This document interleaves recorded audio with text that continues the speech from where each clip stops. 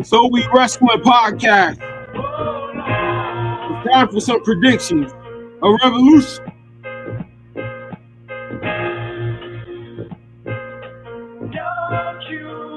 On AEW shout out to Man 95 with the intro. God's pocket. Circumstances like a bullet, ain't no name on them.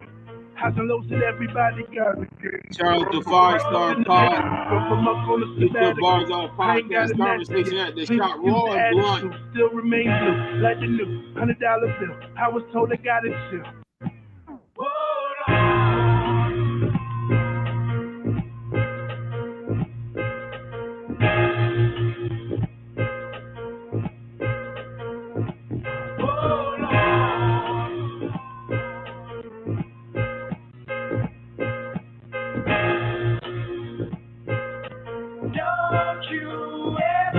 I'm just a dirty dollar grabbing God's pocket.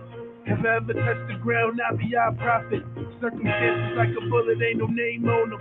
Highs and lows that everybody got a game from. Practicing the patience, so I'm up on a sabbatical. I ain't got it mastered yet, please excuse the attitude. Still remain blue, like the new $100 bill. I was told I got it chill. Nigga, how that feel? Give me all what's coming to me. Throwing up the game like 150. Fuck if I'm running, who running with me? I got a passion, expenses to get me funded for free. Everything not what you see, never believe what you heard. I disagree with these hurts, every degree of their words. Wish you could see their reserves. Fucking with me, oh the nerves. They mix a little something and they reach a split. If they thinking that they fucking with this reaper shit. Sleep looking out the window. Ain't nothing working on my third piece of endo. Had a long day, but there's so much on my mental. Looking up to God, asking for a sign. Everybody and their mama got their own opinion, but it's like a paradox coming from a minion. Finally taking breath, trying to keep myself from binging. Gotta take my time, gotta take my time. Hey yo, I can't sleep looking out the window. Ain't nothing working on my third piece of endo. Had a long day, but there's so much on my mental. Looking up to God, asking for a sign. Everybody and their mama got their own opinion, but it's like a paradox coming from a minion. Taking breath, trying to keep myself from binging. Gotta take my time, gotta take my time. Make it again, trying to make it again, I'm hearing all these speeches on a pedestal from low life. They ain't really seen shit, this shit, no life. But they got the secret, the key shit, the yo life. I don't really trust them like a nigga wearing no spice. Filter after filter getting tossed in the ashtray. Nigga try to quit, every day be my last day. Rookie of the year, every year be my first year. Grind never stop, but I'm still stuck in first gear. Tell me if I'm tripping, but I feel like everybody me. I ain't where I'm supposed to be, that don't mean they close to me. Friends turn foes to me, they can have a chain with a cross or a rosary. All the fake righteous keep opposing me, but I ain't trying to hear them, I don't give a shit. If they ain't serving food, I don't benefit. There's way too many zombies being force-fed. Poison in the tablespoon, they all dead. Ain't sleep looking out the window. Ain't nothing working on my third piece of endo. Had a long day, but there's so much on my mental. Looking up to God, asking for a sign. Everybody in their coming from a minion. Swirling mass. Yeah. Black and white. Mic's up. Turn our mother loving mic up. Slim, what's up, Dre? How you doing? Get the dough, babies need nourishment. Yeah, I'll mute your mic. Hunger games up in my head. Gotta get the dough, babies need You gotta go and sit. the facts. Virgil, alright. Nah, you ain't doing me like that. You ain't doing me. Come on, Black Queen, Sasha. And Goldust, alright. Yo, you are foul, bro. You are Jeff Hardy at number 5. Number 5. Goldust. Alright, Goldust. Alright, time. Alright. Eddie Guerrero's going in Wrestling God. You're just gonna have to be mad. That's just how it works. Nah, you whoa. the job. I ain't giving donkeys today. That's the seed of God plotting on my Whatever. I'm giving it a horn swallow. You get a goddamn spirit squad. You're nasty, filthy top 5. Peers, who as it appears, ain't on my tier. Being hated by cats who ain't make it, that ain't my fault. My favorite what? What is your favorite fish food? Favorite? It doesn't matter what your favorite fish is. Oh no. Oh, this God damn it. Your photo 40%. Yo, Montez, I think you put me on. Yeah, I was about to say, nigga, hold on, yo. You lucky lucky WWE got copyright laws. Boy, I would play the street fight. I'm excited. It should be fun. I'm gonna beat her ass, but All right, talk your talk. I'm more interested in it now than I was before. To be honest with you, I mean, I was interested in it because it's, it's money in the bank. you gotta have some good and bad in there to me. And even when it don't make sense, so that's why I thought. I mean, because really that was their, other than like the AJs and stuff like that was really his, you know what I'm saying? That was like the most credible.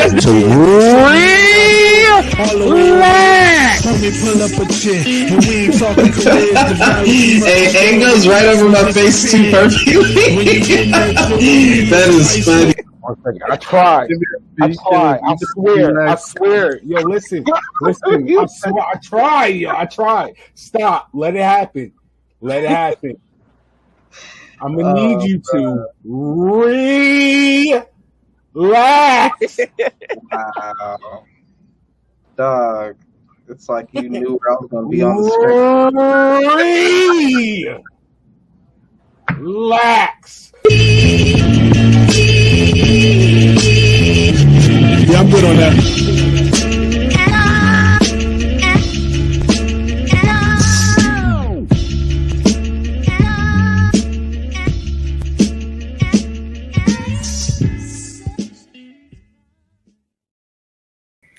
I don't watch AEW at all. Sorry. Turn my mic up. Turn our mother loving mic up. Oh We Wrasslin, a revolution of predictions. Got my co-host Dre with me. What's going on, Dre? How you doing?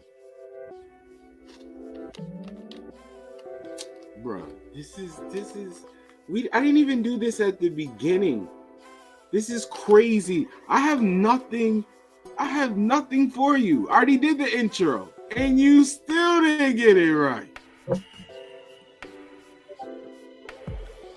Dre. Damn it. Yo. Oh, I got something for you. Halcyons, GHB, Placidyl. No, the Placidyls I think were in the early 90s. But I know there was some GHB. Yo. Before we start, we're talking AEW today. And if what I'm hearing about Keith Lee and AEW is true, I feel bad for Keith Lee. He basically I'm just making fun of that Walter tweet. I'm just making fun of that Walter comment, that tweet from Keith Lee a while back.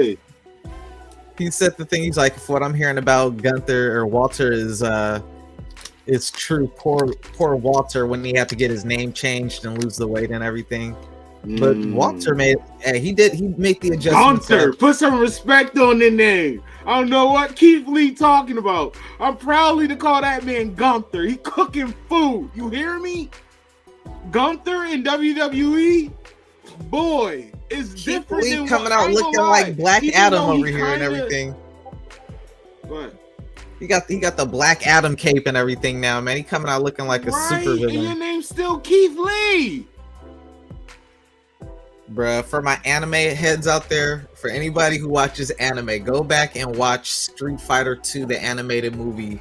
There's a scene in that movie where Zangief comes out to fight Blanca, and he got on the same cape that Keith Lee comes out to the You have to relax. Yo, hello. We're not doing this. Relax. Well, actually, we are doing that today. I'm not gonna hold y'all. We're definitely doing all of that today. I Do you wonder hear if me? Keith Lee decided to be inspired by Ultra Instinct Goku when he decided to make the hair all gray like that. But I don't know. I digress. Let's see here. What we doing? Why does Keith Lee look older than Dustin Rose? Tony Khan, you motherfucker, Tony Khan. I see why they gave Tony Khan Booker of the Year, because he adapts. He adapts. He must be watching YouTube and see the videos that people put out with him hugging the wrestlers, and then when he gets to the female wrestlers, he don't know what to do, so he just sticks his hand out for the handshake. He's like, how can I avoid these socially awkward moments continuing to happen? Only book one woman match on a 10-match card. Genius, Tony. You only have to deal with it one time. You're gonna have that one anxiety attack.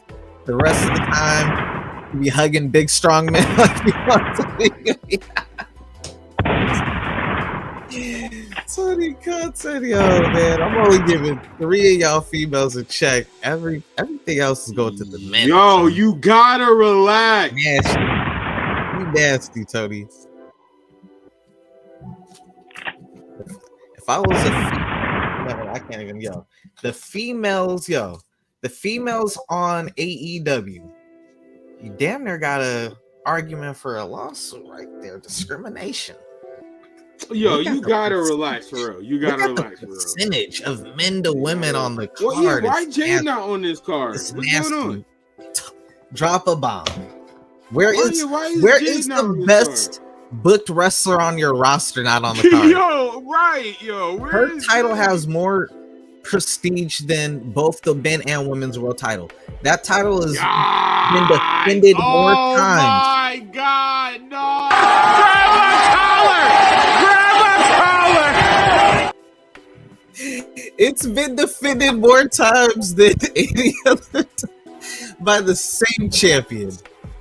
She's been the strongest champion, all y'all shit, and she's holding down a mid-card title.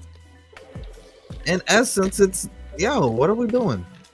I hope they don't punish Jade for her being properly booked. You know? What happened to her in Bow Wow's situation? I don't know, man, but they need to.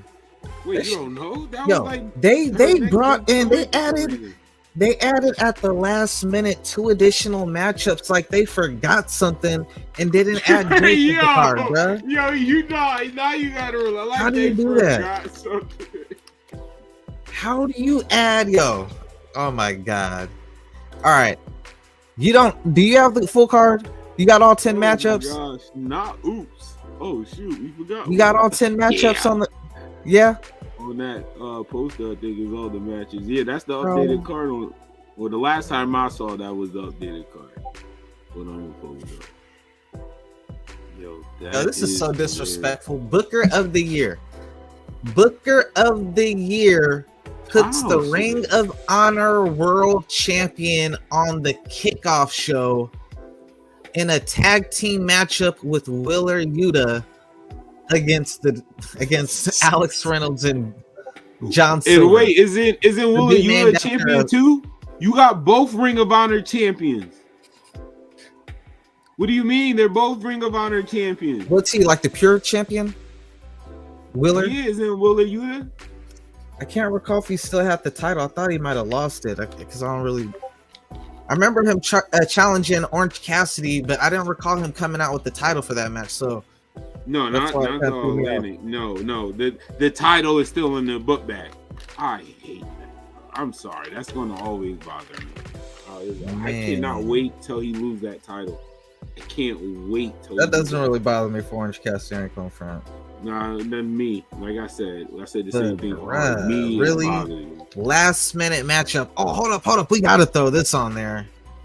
Alex Reynolds and John Silver. Damn, all the females on that roster. Damn. Ladies.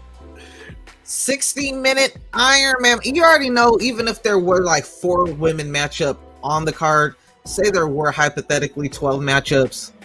We added 2 more just to get a little bit more female representation on the card.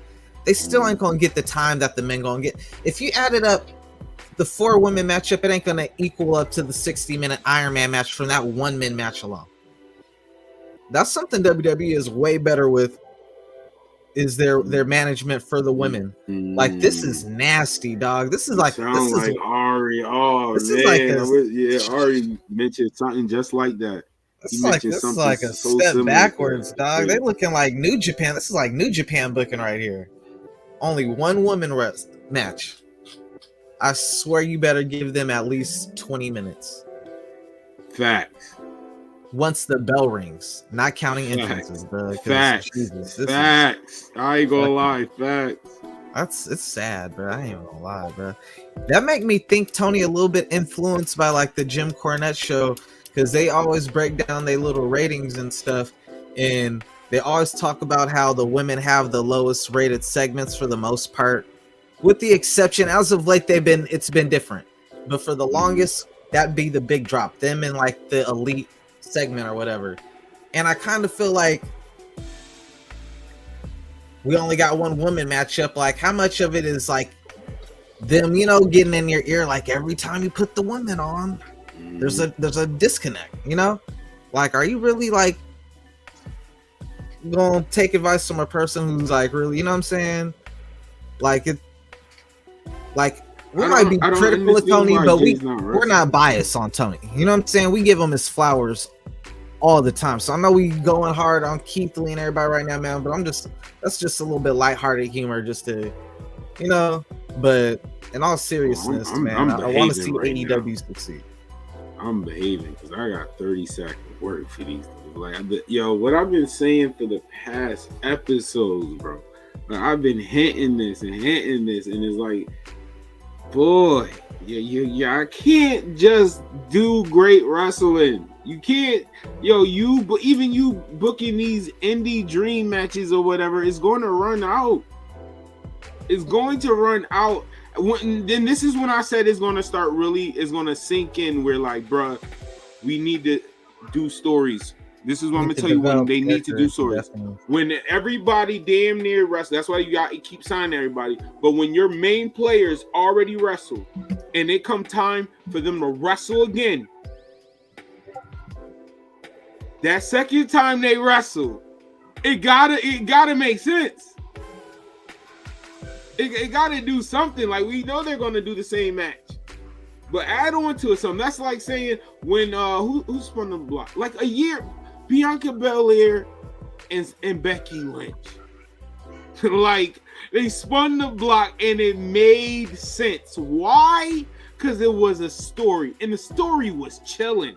Like, it was one point they didn't even have to really run each other till the last moment. That's what I'm telling you. That's when people are really gonna realize, all right, this is it. Like, there's this YouTuber, and I can't recall his name, but he's pretty big in like YouTube and shit like that. I think his name's like Critical or some shit like that. He just started up a YouTube wrestling league called Moist Wrestling League, and like that's a hilarious name for one, right? It's a pause name for one, but I heard his mission statement and I saw like the beginning of the episode, right? There was more character development for the two people in that matchup than damn near. See, never mind. I don't even want to go there. I just said, Tony, I'm not trying to. Let's do a prediction. Let's go get snatchy. I'm telling you, it's crazy. You gotta get some character development going on, Tony. Because I ain't gonna lie, when I saw that today, you gotta check it out. They put so much character into those two people. It was just two local indie dudes. He's like, yo, he got influence. He's like, yo, I'm grabbing up some local wrestlers and giving them characters, and we got these crazy storylines and shit. And I'm like, yo, this one matchup, they established the two characters. There's more character to them than damn near most. Yo, chill. What a better storyline. Chill, yo. And so what episode? Grab a collar! Let me chill, man. let's start. This got to be the kickoff. Claudio Castagnoli and Willer Yuta versus Alex Reynolds and John Silver kickoff show. Both Ring of Honor champion. Yo, they have to win. Yikes. Yeah, that has to. Right, I agree. Have 100%. to. Like, there's not even no there's no option. There's no, don't try to, this is not the time to put over Silver and them. Not this match. They're both Ring of Honor, well, former. Put it like that. Even if Yuta is not a champion, former Ring of Honor champions. And like, what are you doing? No, this should be clean. I mean, you could put on a good match. I'm not mad at that. But this is what I'm talking about. Oh, man, this is going to be rough for me. I ain't going to hold y'all. This episode is going to be rough. Evil Uno versus John Moxley let me know that there's no squash matches in AEW. That was... Yo, you got to give Evil Uno his... But he always had good matches to me. I'm not going to lie. Or not good matches. He has very creative offense. When he's in the match, I ain't gonna lie, he brings eyes to the attention. Like he stands out every time. I'm not gonna hold you. He's a good wrestler, but you don't see the top. John Moxley's like the top of the food chain. I do agree with that. I do agree. If you're telling me this is wrestler of the year, can you see Roman Reigns getting beat up by Evil Uno for 80% of the matchup? I literally watched that back in Evil Uno. I'm like, John Moxley is so charitable, bro. I see why he is 100% the locker room leader. Like, if the Elite and Cody built this business, Moxley came in and really took over leadership just by being unselfish. Because I don't think even Kenny, AEW don't play by them rules. Kenny ain't gonna let you just smoke him like he ain't gonna let Evil Uno smoke him like that, bro. Evil Uno was whooping John Moxley's ass, bro. That is a little wild when you say it out loud. That sounds crazy. Like, right after Moxley beat Hangman Adam Page flat, clear. The next week, Evil Uno's serving him up.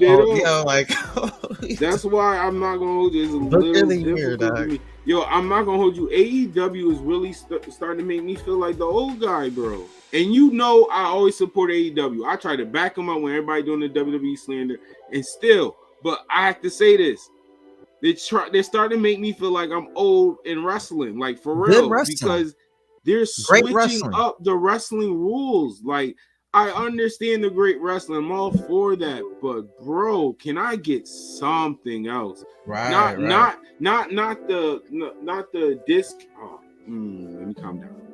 I ain't gonna lie, I was watching like a I was about to go on. See, I'm trying, y'all. I wish I had a meter on the side that showed when Frost is about to explode. The show was good.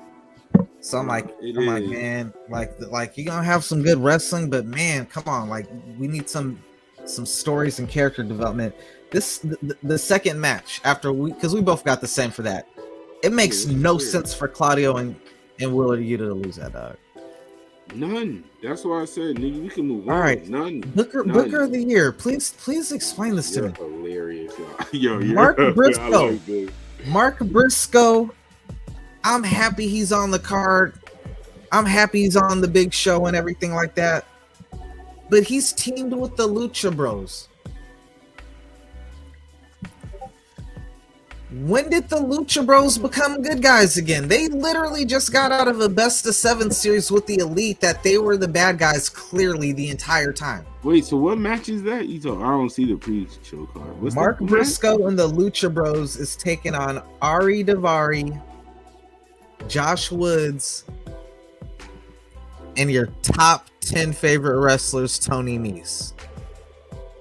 Yo, see, this is what I'm talking about, bro. What is the point of that? Last minute add-on. You can't even you forgot JD. You're like, oh wait a minute, I forgot somebody. Oh, Mark Briscoe with the Lucha Bros. Like, when have they ever even they never showed them on TV working together? So what happened with Pac? Why are they with the baby face? What are we doing? Yeah, how are we just replacing Pac in this situation? You're just throwing them on the thing like in what a random ass matchup just so you can get what some I'm talking about, suicide dives and this is awesome. It's getting too noticeable that you're just throwing stuff together for matches, and not in a good way. Like you're just like you know how many people have to argue. This is what's bothering me the most. Other than me feeling old in wrestling, because they really are making me feel old in wrestling. But the main part that's starting to bother me, and this hurt to say because there's some fire professional wrestlers in AEW. There's definitely a couple. One of my favorites is over there. But when people always hit me with the they're so this, they remind me of the circuit, basically the Jim Cornette type stuff. Yo, it's hard to argue sometimes because I can't hit them with a rebuttal. Oh, what about this story? Well, blah, blah, blah, blah, blah. Like, nah, they be like, nah, it's just a good match. Like, that's all I could go to. The great match. That was a fire match. You know what I mean? The in-ring was great. We gonna forget about it because there's no story. You know what I'm saying? How many times can I say that? How many times can you say that? Those first two matchups, it's like it can only really go one way. Otherwise, you bury, your talent. Why? Mark Briscoe and the Lucha Bros. Clearly, make no sense, yo. And Pentagon Jr., the Lucha Bros, that's my team. And I'm hyped for Mark Briscoe, but y'all could have did something that made sense. You could have put the Lucha Bros with Pac against Mark Briscoe and get him two people to help him out. That would have been fire. FTR is technically contractually under contract. Tony just being I'm just gonna let you, like, Tony, grow your balls, let them hang, and be like, yo, dog, you're under contract until April. Get your ass on this pay-per-view. Every other time he was whining and bitching about not being on the card. Now I'm throwing your ass on the card. Get to work. But maybe that's the problem. But you saying that, but maybe what FTR is still the problem. They can go perform at optimum fucking performance levels for WWE while they're still under contract to you. But Dre, listen to what you're saying though. What if he's still doing what FTR is complaining about? And it's a mystery team that match. So you think there's no mystery team? It's not. That's why I filled up. Yes. That Orange Cassidy and they the one that took it. Yes. So look, we keep the TBS title off the pay-per-view. We keep the All Atlantic title off the pay-per-view to have the All Atlantic champion team with someone he's never teamed with before for a tag team title, bro. It would have been way better if they had Orange Cassidy versus Danhausen at Revolution. That would have been stupid. Yeah, for the title too. Because they'll mark out for Hausen. And I'd rather Hausen have it because it wouldn't be in a book bag. I'm sorry, that bothers me. That's a new title. It should not be in a book bag. It should be front and center. It's a new title. It's new. I mean, some people don't even know what it looked like. Why we don't care up the about tag that? match, That man. matters. So let's get into it, man. Tag team matchup. You got the Guns versus the Acclaimed versus Jeff Jarrett and Jay Lethal, and as you mentioned, Orange Cassidy and Danhausen. I low-key feel like Orange Cassidy and Danhausen gonna win. But that would make Orange Cassidy only the second ever double champ in AEW. I personally want Jeff Jarrett and Jay Lethal to win. Because I'm not going to hold you. Jeff Jarrett is still entertaining. Every time I tune in, I have been entertained. I'm sorry. Every time I tune in, he has entertained me with Jay Lethal. And he's making Jay Lethal relevant. Yeah. He's making Jay Lethal relevant. Let's talk about that too. I know we was saying, oh, this team, they're teamed up, blah, blah, blah, but I don't have a complaint because my boy's on television. Facts. And he might finally get a title. There is no other situation that we watched until Jeff Jarrett came around. Look, I ain't gonna lie. I would like for Jeff Jarrett and Jay Lethal to win, but I feel like we about to see if Tony got any backbone with this matchup. More than any other matchup, this matchup to me, Tony, is gonna tell me a lot about your character, bro. If you got any, why I'm picking if you, because he already did this once, so if he does it a second time, you already made a decision where the fans bitched you out of changing your decision. You had Swerve and Keith Lee beat the Acclaim, fans bitch, and then you just give them a rematch immediately. They didn't win no matchups to get that rematch. Immediately. And they win the title. So you just basically bent over backwards for the fans or whatever. If they do that, it's the same thing when they lost the title. And now they're right back in the matchup, you know, another rematch as soon as they lose, you know. So if you give the title back to the Acclaim, bro, then you're basically acknowledging you don't know what you're doing. You're basically just being punked by the fans into doing whatever they say. Also, if another you thing, really, you know something? I know it's not really necessary with the pay-per-view, but I have to ask real quick. I'm not gonna get too far off topic. What does the one thing I love that they were starting that they don't like really focus on the rankings, the winning and loss. Like I thought that was fire. They killed that for me. Like that don't even matter.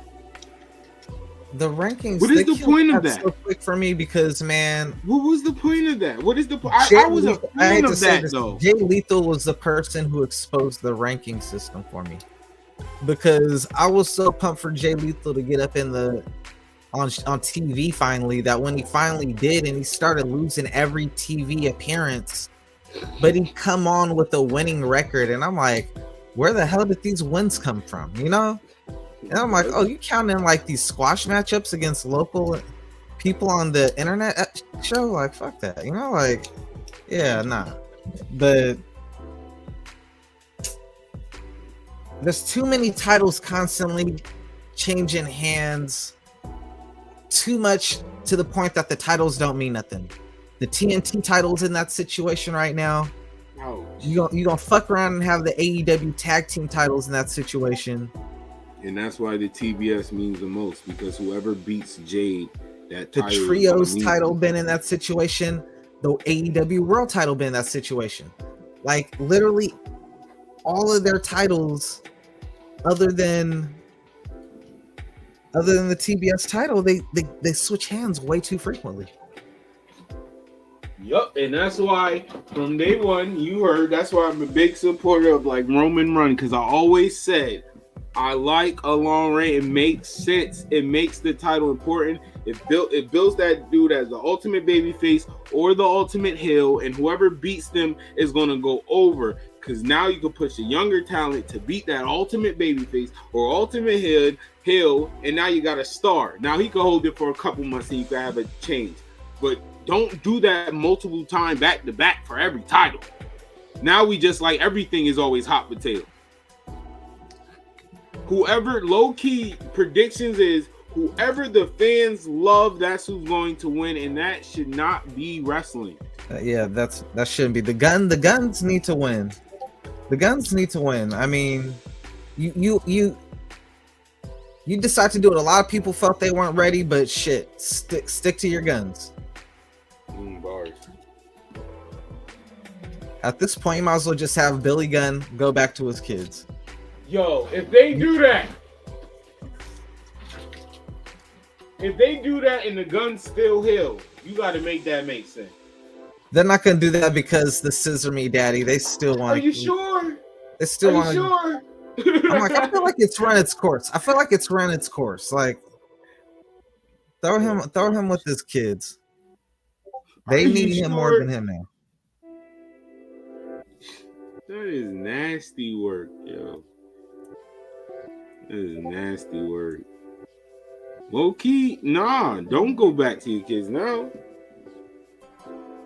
Because they're actually like slowly raising their stock. They're a younger talent I kind of respect. But once again, I'm afraid Y'all know I like to say the famous AEW rug. They're gonna stand on that rug and them like, oh nah.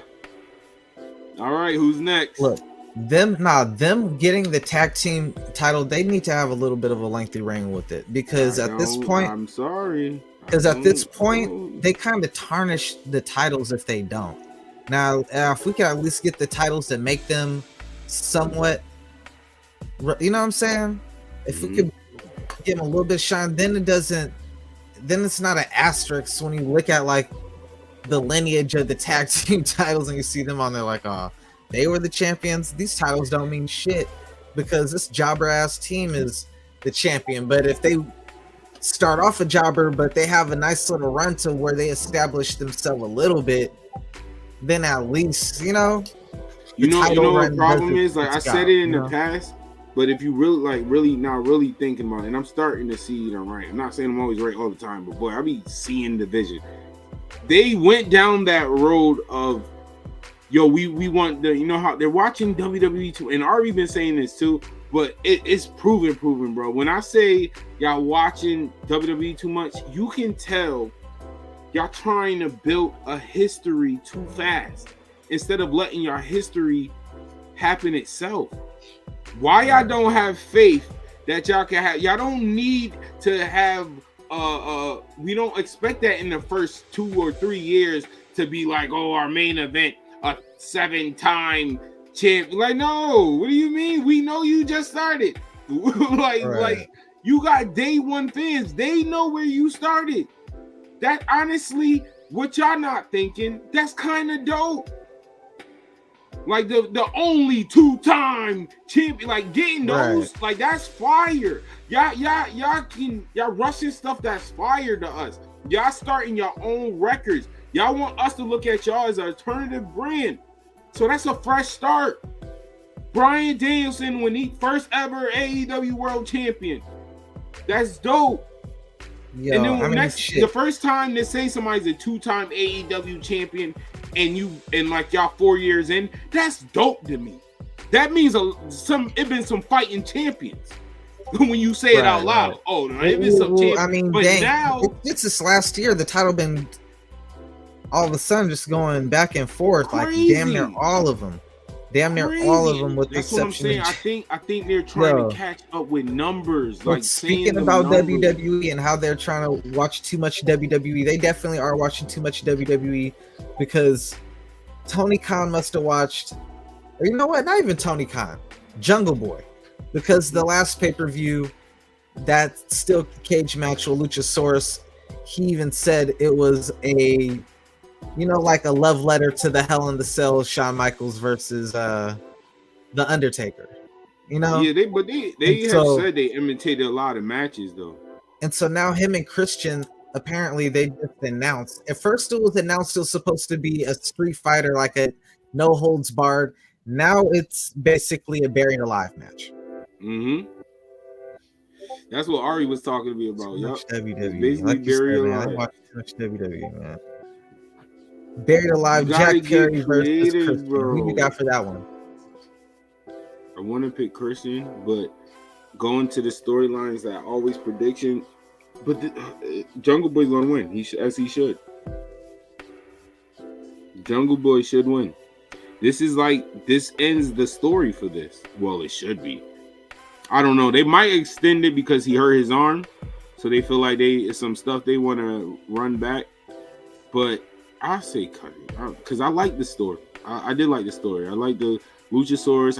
Him turning back. I called this story first of all. There's so many Oh We Wrasslin podcasts. I need a clip up of me calling the book and they telling me no, because I booked this whole rivalry of Christian versus Jungle Boy from start to finish, and he should finish it. Please do one story right. This will legit be their first, to me, complete story. You worked with them, he turned on you. He had your partner turn on you. You turned on your partner, you kind of pushed over your partner, the hill, but you still going over. You overcoming the odds, then you getting your get back, and it's done. Now you move on to a mid-card title. full complete. Yes. What do you mean? Yes. Why not? Orange Cassidy is no, bro. Not saying Orange Cassidy is trash. Not saying that. But Jungle Boy is up there. He's one of your pillars on top of that. So why not? Why is he not going for a title? Because he's going to do everything you said, but he's not going for the mid card. He's going to go for the world title because MJF needs another person he could beat, another baby face. Okay, I'm for that. That's so a good rebuttal, and I'm we fine don't with want to that. have I'm fine with that. I'm actually fine with that. He can lose. He can hopefully they have a good story, which might be good because MJF could throw. They're both pillars. Like to go from Christian. The only difficult part about this though. The only difficult part about this great story, though, the reason why I kind of wanted to say mid-card before MJF, because low-key, if this story ends here, that to me, that will be their first complete story, and that story is fire to me. Because honestly, Jungle Boy was okay, but he wasn't it. We're not going to do Tony like that. The first complete story was the little Hangman Kenny Omega shit with Hangman winning the title. Okay, I apologize. That's one. And they have the Cody, everything with Cody. Well, Cody and his brother, that was final. The Cody Chris Jericho is final because he never did challenge for the title after that. You know what I'm saying? Okay, maybe good stories, but I was wrong. Good the stories. The Kenny. There's no, that. I'm saying it wasn't good to me. MJF and Wardlow. I'm admitting I was. That was horrible. But anyway, I'm admitting the Kenny one. That was the Hangman and Kenny. It that did was a end great rough. story. That one did. That end was rough. Yeah, that was a great story. The Hangman and Kenny. I'll take it back because no, that was a great story. I did like that story a lot. Complete, like that. I agree that though. Jack Perry does need to win that one, man. You're right. I take it back. They did have a few complete stories. They definitely did. Look, you about to be sick at this one. Chris Jericho versus Ricky Starks, man. Ricky. Push Ricky and y'all leave the rug under Ricky. Don't touch the damn rug. I'm sorry, that man that is one of those ones you can say, boy, that's an AEW superstar, boy. Those one of those ones from the ground up. I mean, I know he probably did other stuff, but no, on the big league, from the ground up, you're low-key building this man from somebody that really wasn't nothing to somebody kind of put over that he put over his partner. Why are you shaking your head? I don't understand what Ricky Starks don't have. If y'all would have missing. Ladies and gentlemen, if y'all would have been here 1 hour ago, it's nasty. Chris Jericho is winning this matchup at Revolution. Chris Jericho, the master politicker, he let Ricky win on television so he could set him up to win at the pay-per-view. No. So going back to my bar that I can use, Jericho's is one of those ones that put people over. Jericho and John Cena put people over. He's a Judas. Look at Jericho's storyline. He's a Judas. No. Let's talk about Judas. Look at all the Jericho rivalries. Who won Action the Andretti is joining the Jericho Appreciation Society at Revolution. Jericho. He has more he should be more appreciative of Chris Jericho than anybody else. Chris Jericho made that man in one freaking night. And Action Andretti is going to go under the wing of Jericho. He's going to break away from Ricky Starks. He's going to align with Chris Jericho. This is going to extend the Chris Jericho Ricky Starks for another pay-per-view, which Ricky will win the rubber match.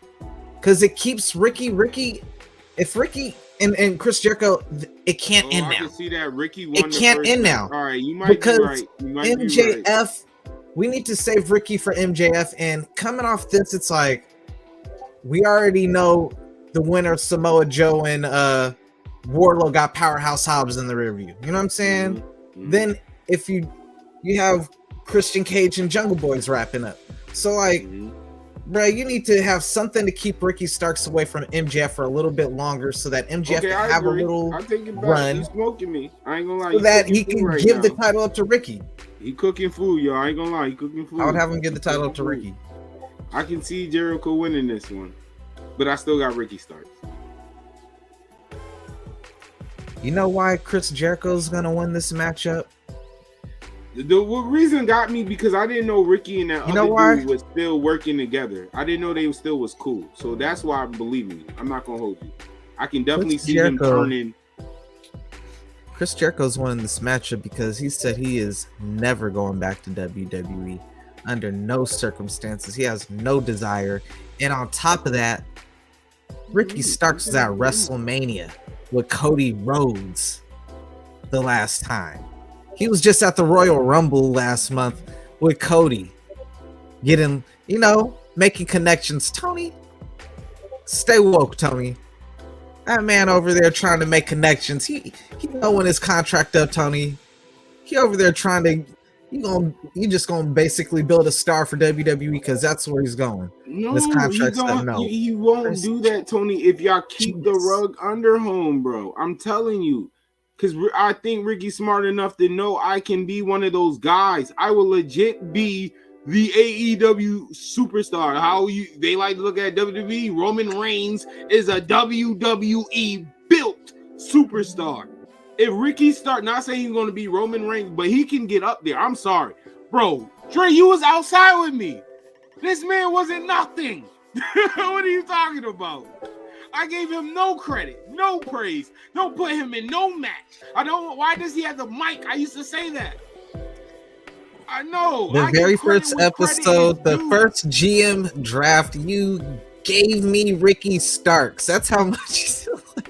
That's what I'm saying. Like, you don't understand. And he was the last drafted person in the whole thing. Like, when I give I'm not being biased. He came a long way, bro. He came a long way. Last draft. My fan side from my business side, and I see it. Like, I'm sorry. I don't care what nobody say. If anything, I know when to call all the stars from the get-go. Like, I can see it, bro. I can see it. They got it. I can see the it. That's the WWE need to sign me for talent because I call all of them. All of them. Or AEW. I would definitely work for AEW because, boy, y'all taking the rug from superstars that got it.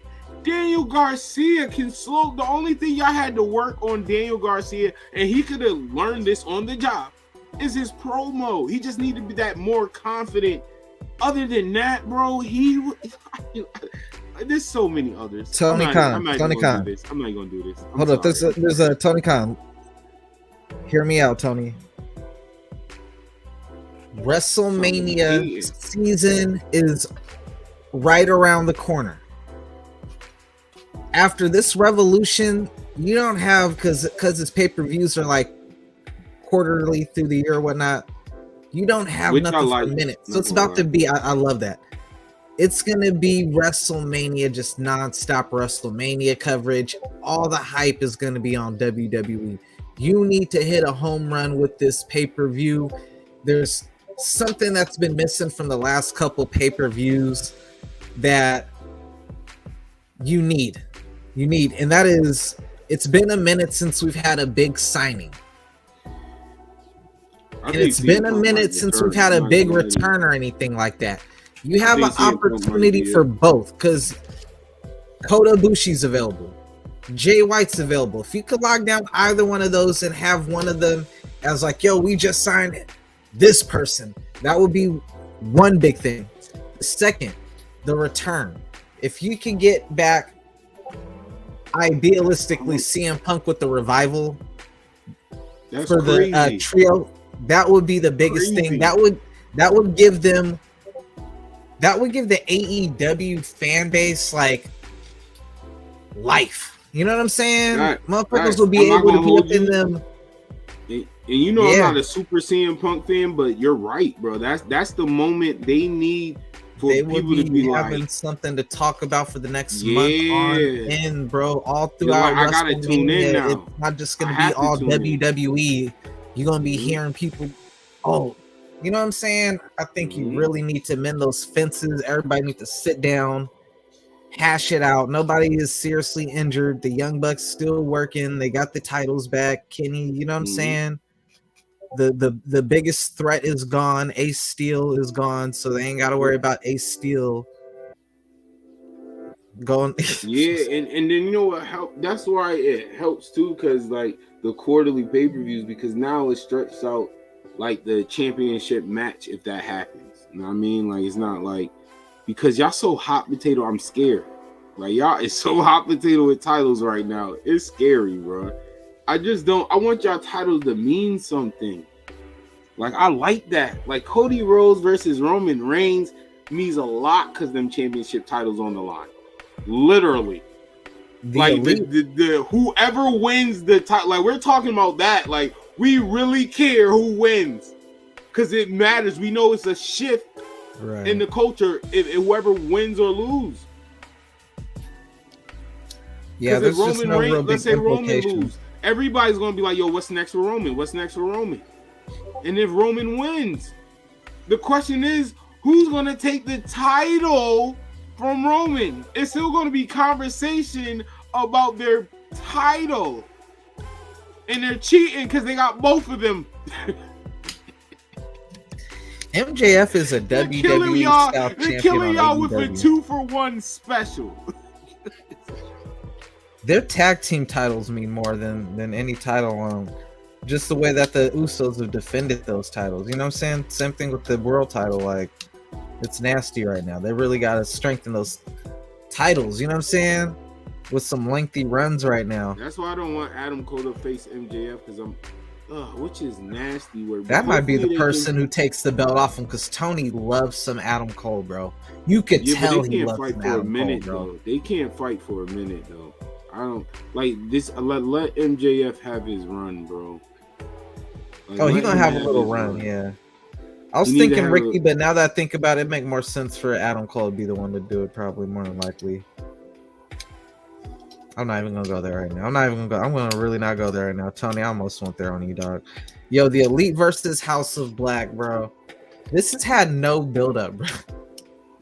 But see, low key, this is when I go to your cheat code can only last so long. It can only last so long because, I mean, all due respect, and this me being unbiased, and even saying that to what I'm saying with storylines, this is why I call it cheat code, because, boy, this is still one of those ones. It really is.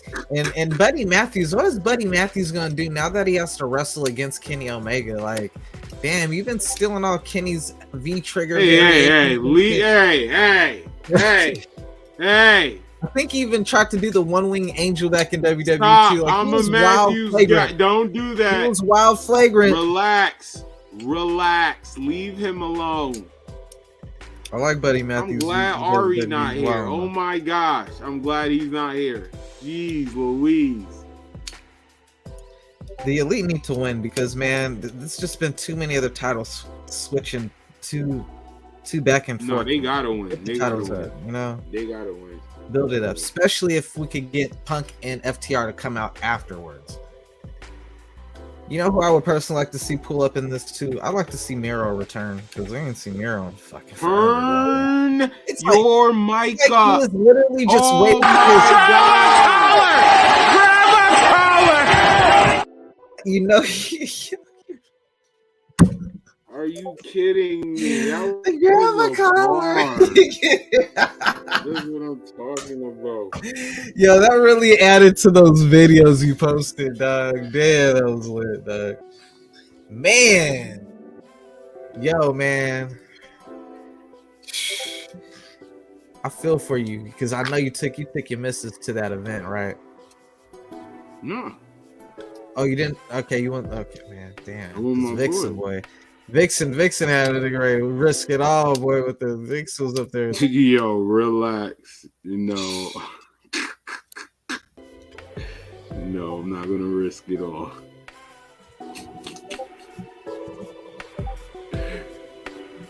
No, not after she got smoked. Especially after she got bodied. I know she got a body, but boy, she got body. We talking about AEW though. Yeah. We talking about AEW though. When you gotta slow down because of the back of you, the crowd. Anyway, AEW, that was a bar. Like, y'all watch battle rap, y'all need. Yo, all right, let's get this one out the way. the TNT Championship matchup, bro. The TNT title. This needs to be like renamed to like the like Red Light District title, because this is like the 24/7 title on WWE. They need to just like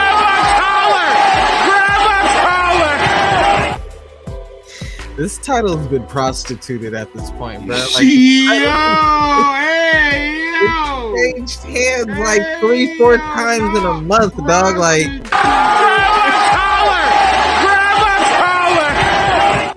this is the Brazier title, because man, it has just been getting gangbang. Like, everybody's had this title, bro. Like, all right.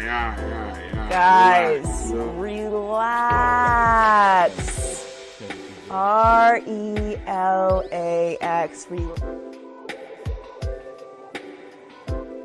Samoa Joe emasculated Wardlow. There's like no getting around that. So there's no. I don't want to see him even get his get back.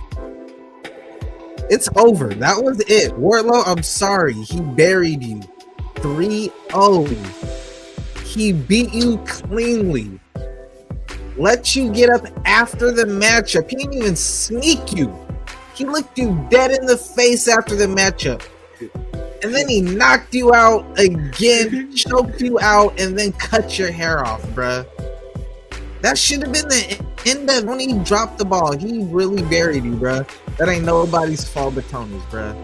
Take it up with Tony. Then he let little Darby Allin beat the same dude who hoed you the next week, implying that Darby could beat you. That's how I look at it. If I see two people get into a fight and one dude knock the other dude out, and then he get into a fight with somebody else and that dude knock him out, I just assume the dude who knocked him out can knock you out because the dude he just knocked you out already. You know what I'm saying? Like, bro, what are we doing? What are we doing? They dogged you, Wardlow. They dogged you, Wardlow. There's a no win for you. And we got and you know what? Wardlow has to lose this title. I mean, this matchup. Because Samoa Joe has to lose to Powerhouse Hobbs. He has to. Otherwise, what was the point of the face of AEW ReVolution ladder match? What was the point of it? To face. You've already, they've done it before. Scorpio Sky did it, and he won the TNT title. He held it for like 2 weeks and then lost it. Like, bruh, that match does not have a good track record attached to it already. If only the second person to win it doesn't do nothing with it, then it's pointless. So you need to might as well. We've already seen Samoa Joe cleanly beat Wardlow. Either make this a triple threat matchup or have Samoa Joe win it, because like Wardlow needs to go back to the drawing board. Matter of fact, send Wardlow to Ring of Honor. I thought that's where he was going. Remember, I thought he was going to beat Joe for the Ring of Honor title. Send him to Ring of Honor, bro. Samoa Joe clearly going to Ring of Honor, so you know he's dropping the title. The question is he dropping it at the pay-per-view or if he's dropping it on the following Dynamite? Because they said the winner takes on Hobbs on Dynamite, but I think they need to call an audible and just throw Hobbs in this matchup and just have Hobbs win a triple threat. Because it'd be too much title, you know what I'm saying? They did that the very last pay-per-view was a triple threat between them, but shit. Yeah, fuck it. It's nasty. It's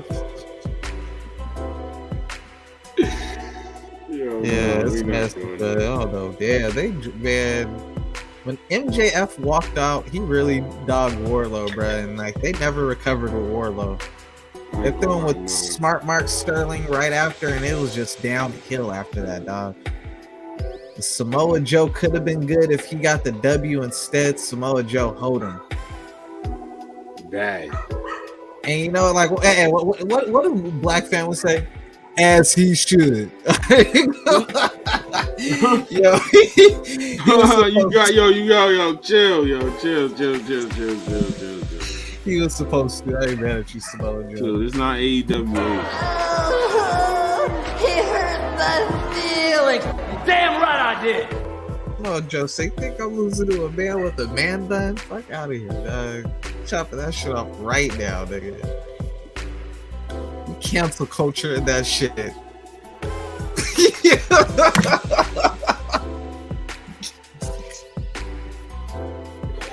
Yo, the next match, yo. Who did you pick? Between the I got trio? Samoa Joe, man. Samoa Okay. Joe. Warlow, you keep, yeah. No. For the trios, who did you pick? Omega and them? Yeah. Okay. You got Samoa Joe. I could see that. I didn't know they was going to face Hobbs the following week. So maybe, yo, why put Warlow to lose on the pay-per-view, though? This man already talking about he ain't feeling it. When his contract over? I ain't gonna hold you. Why?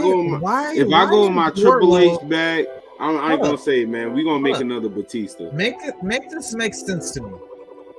Why is Wardlow getting a title shot? That's what Because that title switches hands so much. Since he lost to Samoa Joe, he got a rematch. He got a rematch and lost. That's when he got choked out and his hair cut off. Since that, Samoa Joe lost the title to Darby Allin. He won it back from Darby. So if anyone should get an automatic rematch, it's Darby. Like, oh my god! But Powerhouse Hobbs just won basically a #1 contender stipulation match for the TNT title. So how the hell does Wardlow end up at the pay-per-view? It should be either Powerhouse or Darby. Like, Wardlow has been soundly defeated. He hasn't beaten nobody since getting emasculated, bro. Like, all he's done is Reddit. All he's done is Reddit. He's done nothing. Why is he in this position? I just realized that, like, hold up. Like, he didn't. This isn't a rematch for losing the title. He already got that. He's getting a second rematch for a title. And he wasn't even the former champion most recently. Like, this makes sense. Oh my God. Booker of the year, what the fuck, dog? This nigga is, hey, Tony Khan is so high, he don't even remember who the fuck the champion was. Yo, you gotta relax. He forgot Darby Allin was the last TNT champion. I thought it was gonna be me that go off. Fuck. This man is wigging on this match. That shit makes no sense. You don't get to go home happy.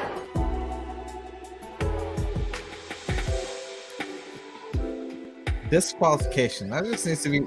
I hate those two, man. They did them so much in WCW that I just fucking hate this DQs, but let's DQ this matchup, bruh. Like, Powerhouse. Yo. They want to keep you off the. They want to keep you off the pay-per-view. Powerhouse. We need to team with Jade Cargill. Start a black faction and interrupt this matchup, because this shit shouldn't even be on the pay-per-view. This match makes.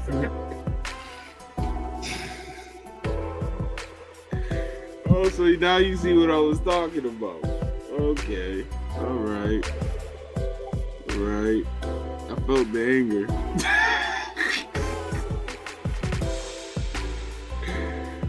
Oh, man, but it's going to be a good match. Probably not. I don't even think it's going to be a good match.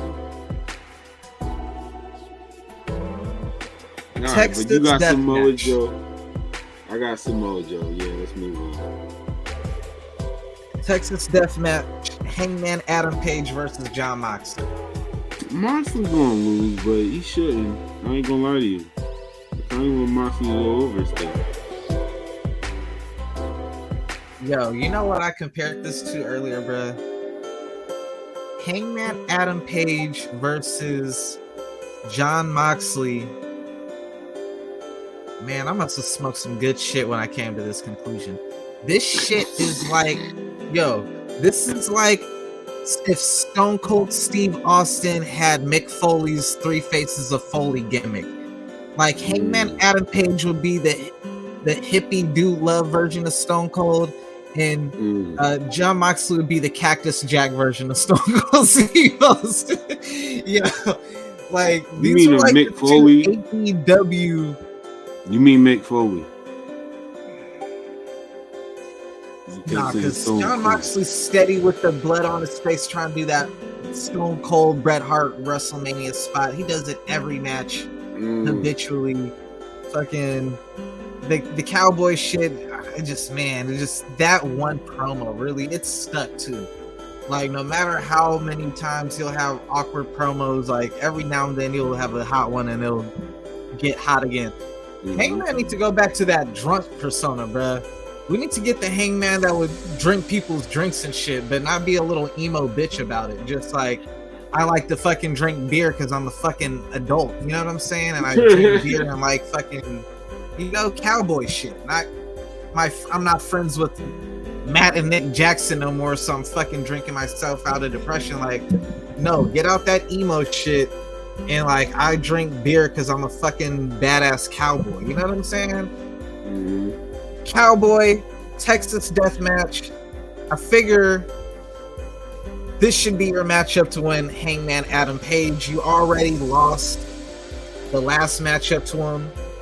The story is Ben from the jump, you trying to get respect. He don't respect you and shit. And after how good Evil Uno did, bro, you better beat John Moxley, bro. Yeah, you gotta win. Anything other than beating him is not better than what Uno did, bro, and that's unacceptable, bro. No, I got Hangman as well. I'm worried that John Moxley did just get Wrestler of the Year, and I know that plays into Tony. I know Tony really feels some type of way about that shit. And I have been seeing Blackpool have been starting to show like heel side of themselves, but they haven't 100% like established or came out as 100% full-blown heels.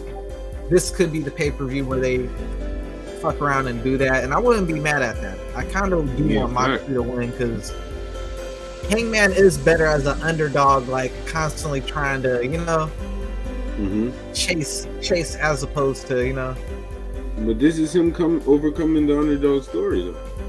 You can't lose every underdog story. And it's not a title on the line.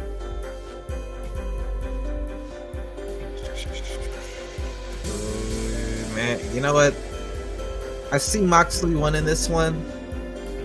Now that I'm thinking about it, because Blackpool goes heel, and this sets up the Blackpool versus the Elite because they beat up Hangman Adam Page to the point that now his friends they've been trying to tease too, like, oh, I'm about to go and talk to my, like he wants to finally like reconcile and shit. So what better way than he's getting beat up, the Dark Order's getting completely, and then it's up to the Elite to come out there, and then they continue this emo ass storyline that they. Oh, I've been in the comments. Yeah. Salute to you. Salute. Big shout out to Cool is Cool. I like that name. Shout out to his beautiful family, by the way, man. Salute to you, my guy. Greatly appreciate you for the support. I'll see me next time. I'll definitely pull up. Right. Cool is cool. Got you. Man, and the matchup, this is the matchup that Tony Khan is going to be the most worried about at the press conference after the event. The AEW Women's Championship. Tony Khan is going to have a woman like within like 3 feet of him, and they're going to probably extend for a hug, and he's going to go whoop. He's going to stick the hand out for a handshake. And damn, man, those are the funniest parts of the scrum because he hugs the hell out of the guys. And then that 1 or 2 female match, they'll come out and he'll stick the hand out like he doesn't know what to do when like the woman comes out. It's the funniest shit, bro. You're a billionaire, Tony. Fuck. That's why he probably don't want to hug him. He probably been sued too much. He be hugging these dudes like they're his long lost father, dog. Like you can't hug putting the head in the chest and everything, dog. Yeah, like, I ain't gonna lie. On the shoulder, all that, bro. But you can't hug the woman a little. Man, come on, Tony. My man be hugging. You heard me? Come on, bro. I mean, Care Bear. Whichever one of them women win that matchup, Tony, you better give them the biggest hug, and you better pray they don't call you out at that press conference for only one woman matchup. You know, so I'll be surprised if nobody. That. The first question. Nobody. Now, if the women don't do it, shame on y'all, because y'all really have a responsibility. There's only going to be one of y'all who get to speak at that press conference. Oh, I could see the woman locker. Talking about yes, you. Locker. She definitely gonna say, so you being the only woman match on this card. Oh boy. That and I was about to say, if them motherfucking if them so-called journalists don't say some shit about that, then man, I don't want to hear nothing from Tony Khan about calling the one journalist that actually does both brands, you know what I'm saying? Because I've seen AEW people on Ariel Helwani's show and WWE as well. So it's like the one person who don't go up on your thing, you call them biased. Like, keep that same energy, Tony.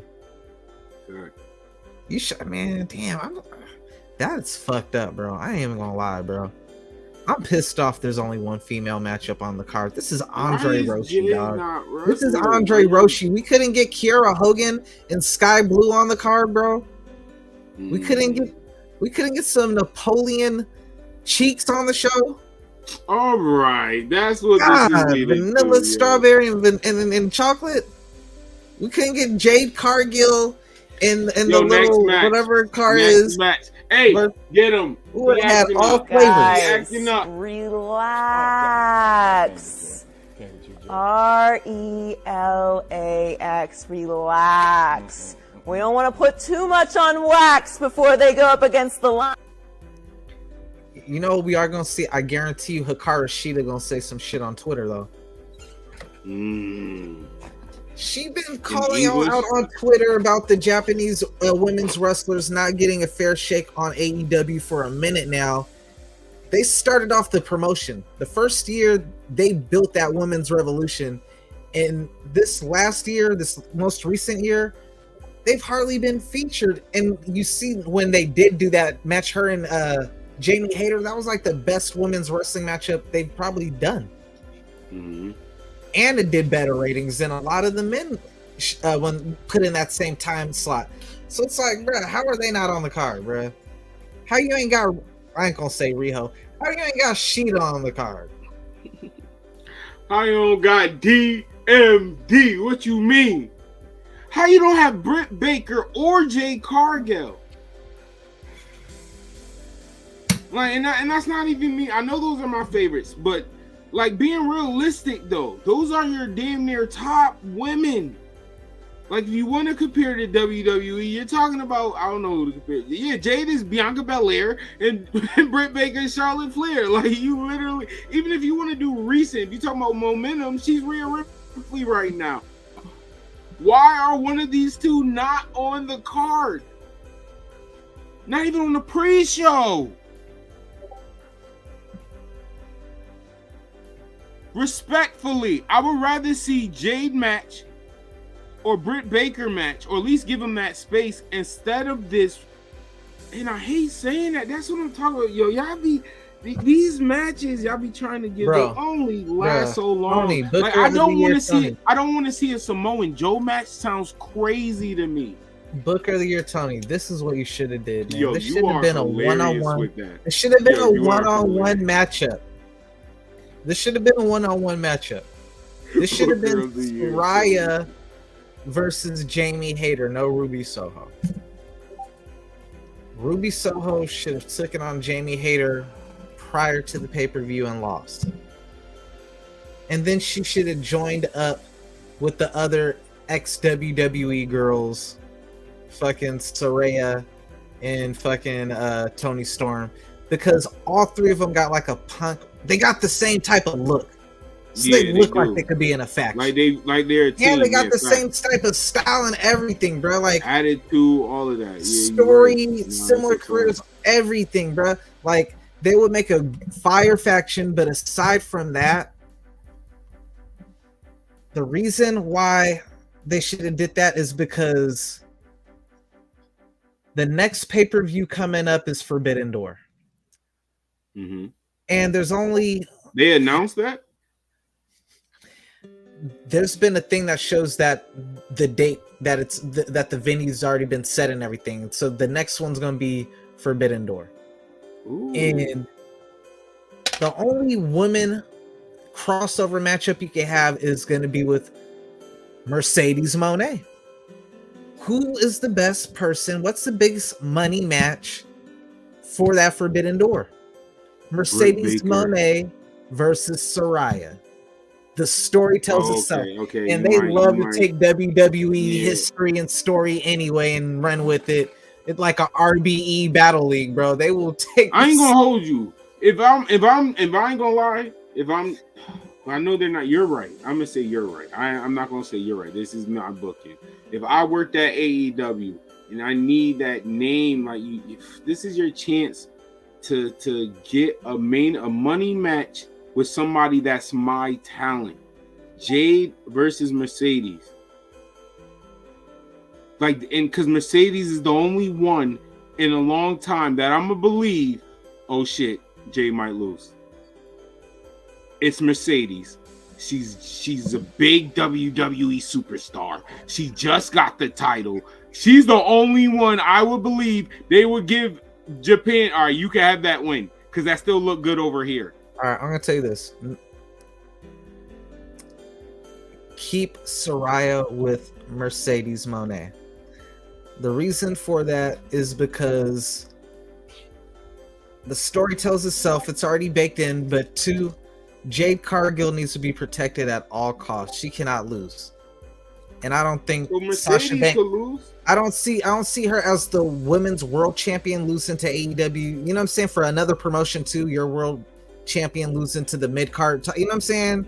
Like I don't see New Japan going with that, and I don't see Mercedes going with that either. Because like she leaving WWE because she feel like she's a bigger star than what they're giving her credit for. I don't see her being that charitable. The only person I can even see her doing that job for is Saraya because of what she did to her. You know what I'm saying? But even then, I don't think New Japan's gonna go with it. You know what I'm saying? I think Saraya just be happy sharing the ring with Mercedes, given everything she's been able to accomplish. If not Jade, I'm gonna keep saying to be biased, Britt Baker. Like that's still a big name money. And that's one of your most, like Britt Baker. No, anybody can say whatever they want. Right. Britt Baker, Charlotte Flair over there.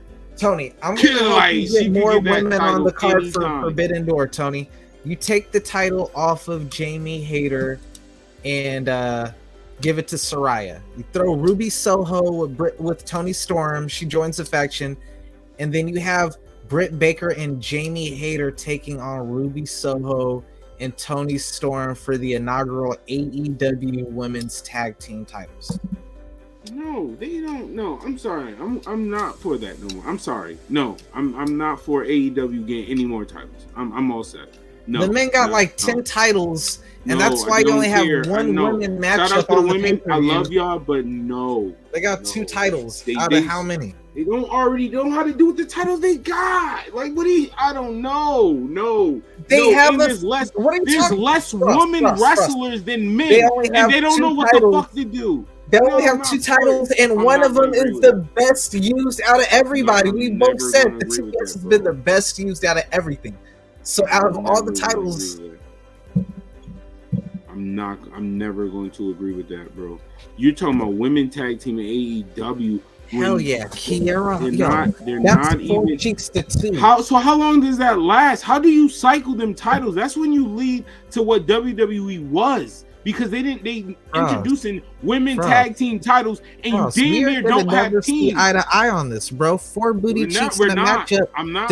That's what I'm saying. I'm never going to agree with sets.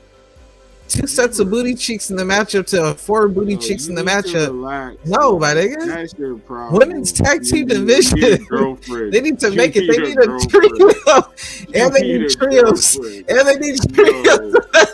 No, that's not what Why I only the came men here get for. trio titles? We need That's trios. not what I came here for. We need trios and tag team titles. Good wrestling, no.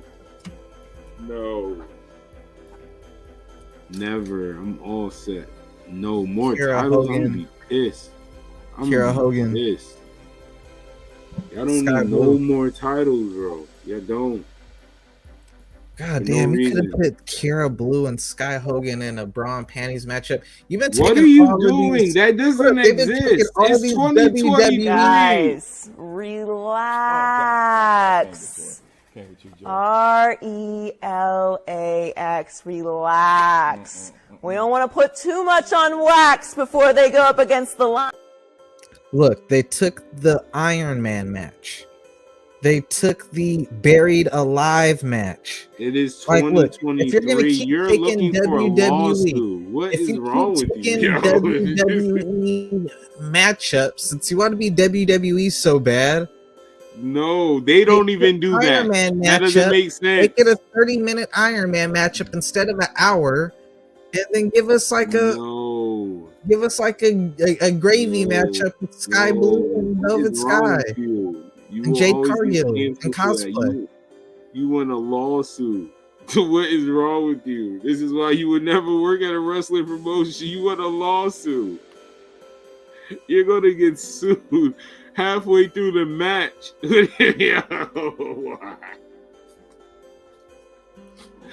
Yo, you're gonna get sued and lose your TV deal. How? Are you kidding me? I don't There's a want lot of nothing people, to yo, do man. with That's where, yo, I'm one of those fans that, like, you remember when the ratings were at its highest peak? What was on the air? Puppies. Yo, what is wrong with you, bro? Yo, you're discrediting. That's why Women AEW. Revolution happened. Because of people like you. That's why Women Revolution was a thing. Cats and puppies. No, The Rock and Stone Cold was the highest. Like, literally, what are you talking about? You can go back. The Rock was literally every time The Rock was on television, on the microphone, home was definitely the most viewed thing. Stacy Keibler, You're Tori not even- Wilson, never Trish mind. Stratus, You're not- Oh, Jackie, I don't even want to see Victoria, that. I didn't even- my taste Terry is different. Brown. My taste is different. Puppies. Sorry.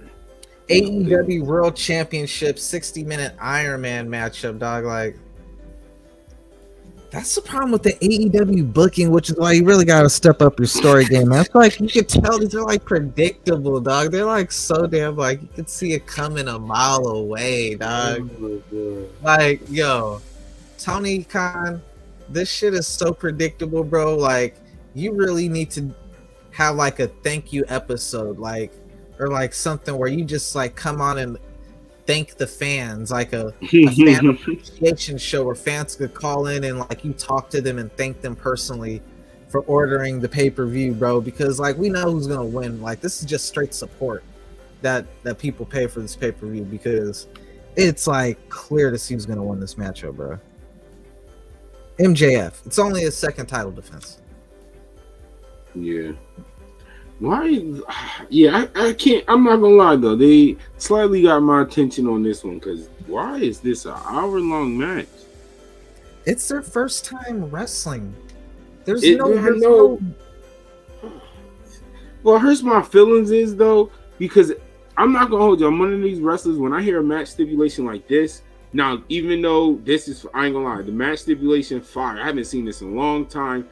And then hearing like not it's not discrediting MJF. Guys, why in this situation? Why? Oh shit. Are we good? Yeah, I'd rather see like I don't know. Here, Iron Man match. I want to see good wrestling. I ain't gonna hold you. Not to take nothing from MJF, but with MJF character, I don't want to see him wrestle. Bro, I'm gonna be like, I'm not gonna lie. in spite because Jamie Hayter better have on the most short you have attire to relax. Ever, bro. We're talking about the main event. I'm saying if there's only one women matchup, on this card, my nigga, she would dump me because she would hear I would not change. She'd be like, she would have to be hella secure. She would have to be hella secure. Planet is still up and running. She would have to be secure with me complimenting other women and saying what I would do to other women because like she got to have thick skin. How we go from the Iron Man to you talking about something? I'm gonna be spiteful because I'm only gonna see in a 4-hour show. I'm only gonna see one women match. I'm only gonna see one women match in 4-hour show, and a whole hour I gotta look at these two network. And go look for a whole hour, and y'all the reason we didn't get more TNA on the show because you want to wrestle for an hour.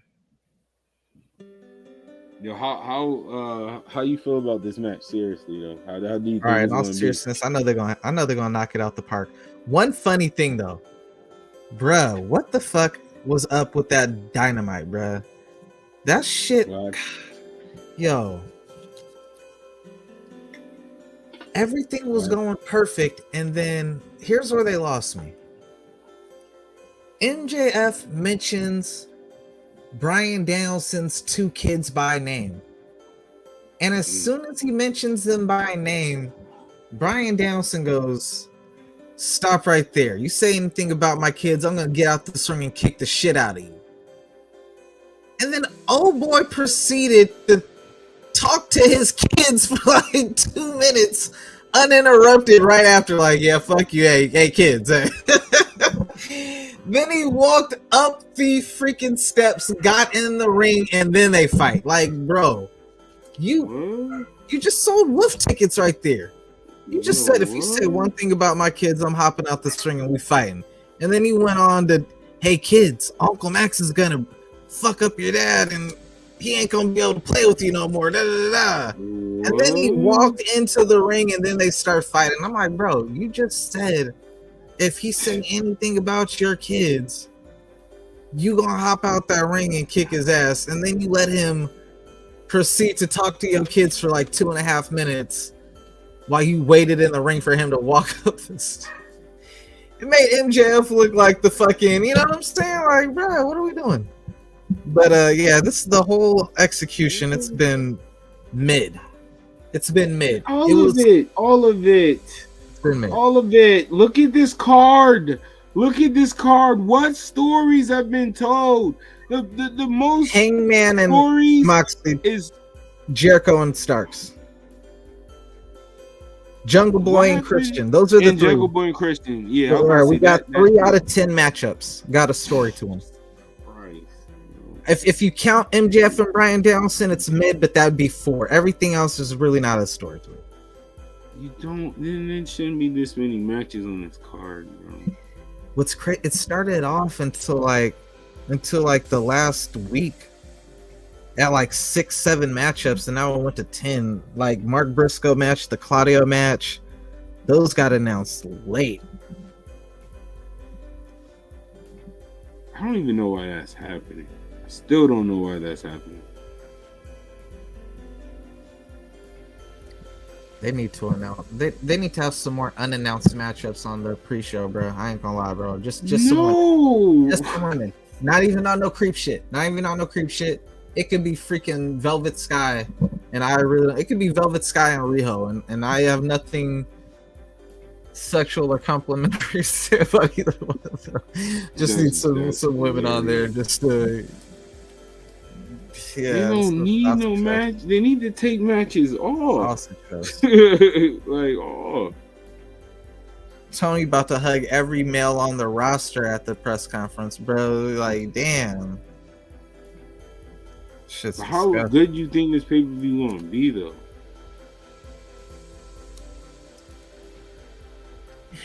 because there's it's the like matches. no matchups. There's really no matchup that like really has like feels like it has like any major stakes or implication at all, bro.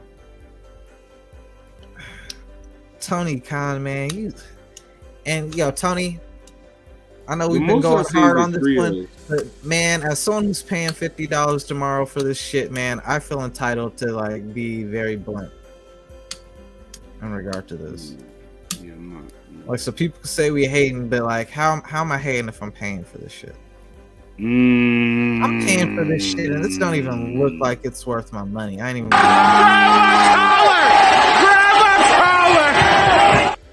I don't want to discourage anyone from it because I know they're gonna go crazy.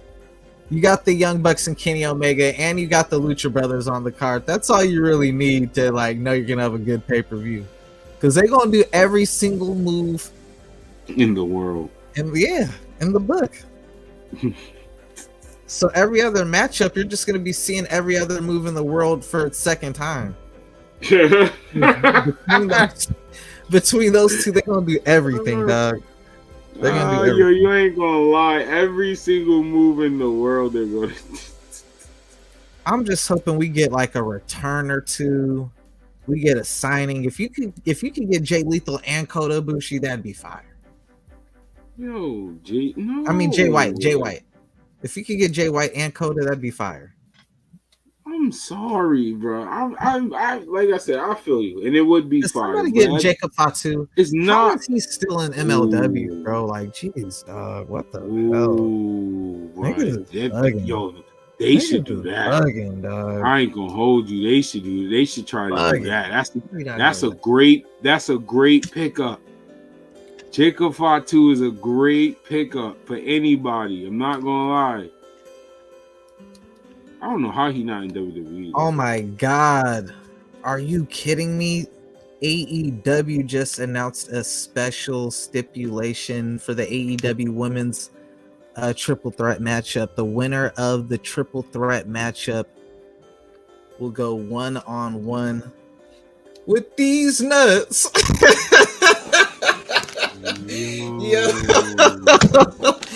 Yo, man. The winner. Cheers, please. You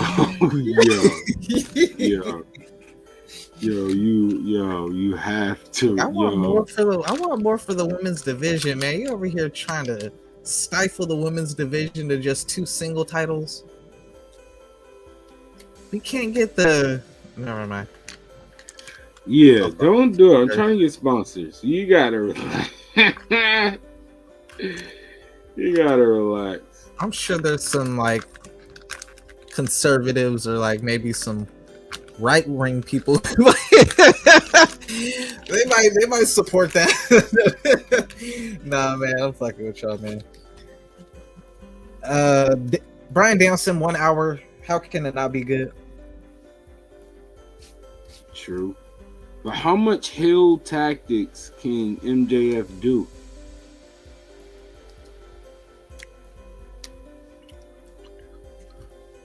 Like every fall gonna be a heel tactic, or is he gonna like beat Bryan Danielson clean? Yeah, that's not gonna sit with me right. I know AEW like breaking WWE. I mean not WWE. Wow, breaking like professional wrestling type storylines and whatnot. But come on, bro. Like, can we stick with what characters are, where they stand at, all of that? Like, is freaking Bryan Danielson. It is Bryan. Shout out to MJF. I'm not taking nothing away from you, but if I'm going off a character, even if you show me you can go the distance, you still. It is Bryan Danielson. What are we talking about here? I get it. Trust me, I get it. What I'm talking about, and MJF going to surprise me. I expect him to go the distance, but he better near. Listen when I say this. The only time I'm asking for y'all to do anything for a favor, MJF could win, which I got him winning. But listen, he cannot beat Bryan Danielson clean. That will not sit with me right. That will not sit with me right at all.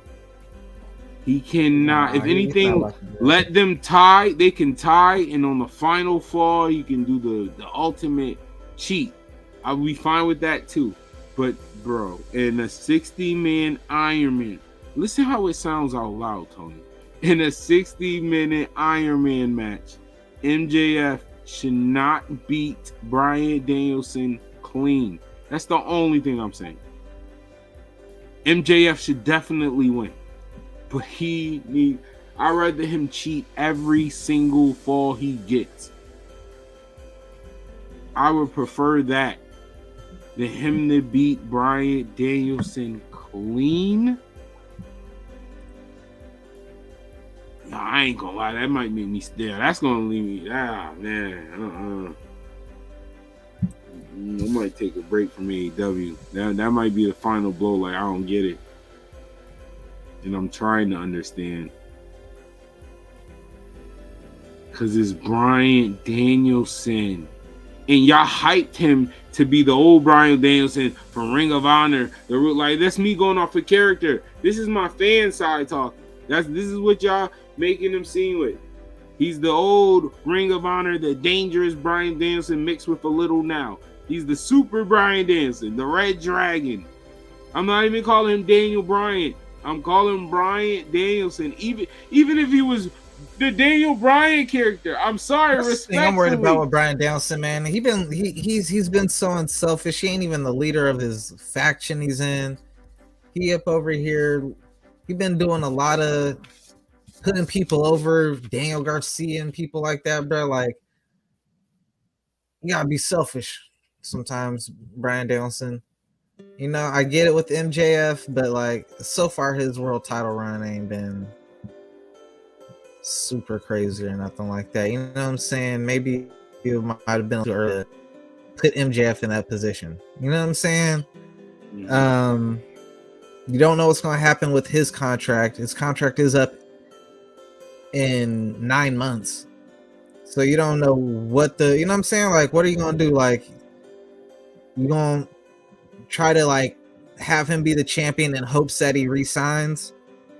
Or you run the risk of him holding your title hostage for a year just for him to use it for bargaining chip to go to WWE, and now you're left with nothing. You know what I'm saying? Yeah, I ain't gonna lie. Low-key, MJF kind of forced himself in that situation too. I don't know if it's a good or a bad thing, because it's kind of on Tony. Like you said, do he got the cojones to be like, bruh, no, I'm taking the title off of you. This is why Tony Khan really needs CM Punk back too, bruh. Because like the three biggest matchups that could happen in AEW all center around CM Punk. CM Punk versus the Elite, whether with FTR versus them all or just Kenny Omega. CM Punk versus Bryan Danielson, I feel is like really the biggest matchup out of anything they could make. Fair. Or they could spin the block with him and MJF again, which was like their best rivalry last year. But I ain't gonna lie, I wish it was kind of a heel run, but I would love that story too. CM Punk and Adam Cole. Them conversations would be crazy. That would be fire, I ain't gonna lie. That conversation. It's like the one person CM Punk actually likes there though. So. No, but that's what I'm saying. That's what I think would be good. I'm saying that's a good thing. Like, because they're cool with each other, they'll go that level of like, yo, do this, talk crazy. Like, I think they will actually work together to make something fire. That's because my boy Adam Cole just mind his business, bro. Nobody hates Adam Cole. Right. But y'all, not saying you in particular, but y'all, and most of y'all just hate him because I like him. I ain't gonna lie. But nobody, you don't never hear no dirt on Cole. When Cole wants to leave and do these moves, he's well supported. They're like, do what you do, Cole. We got your back. Wherever you go, Cole, we gonna go there too. Like, he's the guy. And you never hear nothing bad about Cole, but all y'all favorite current wrestlers is nasty. Disgusting. Even Ari. I wish Ari was here. I would get that bar off. Your favorite wrestler having backstage fights, chasing poodles. Disgusting. Adam Cole would never. Adam Cole used to be part of that group. What happened? He said, no, I see how y'all moving. I don't do that. We elite. We're real elite. The real definition of elite. Ace Steel is elite.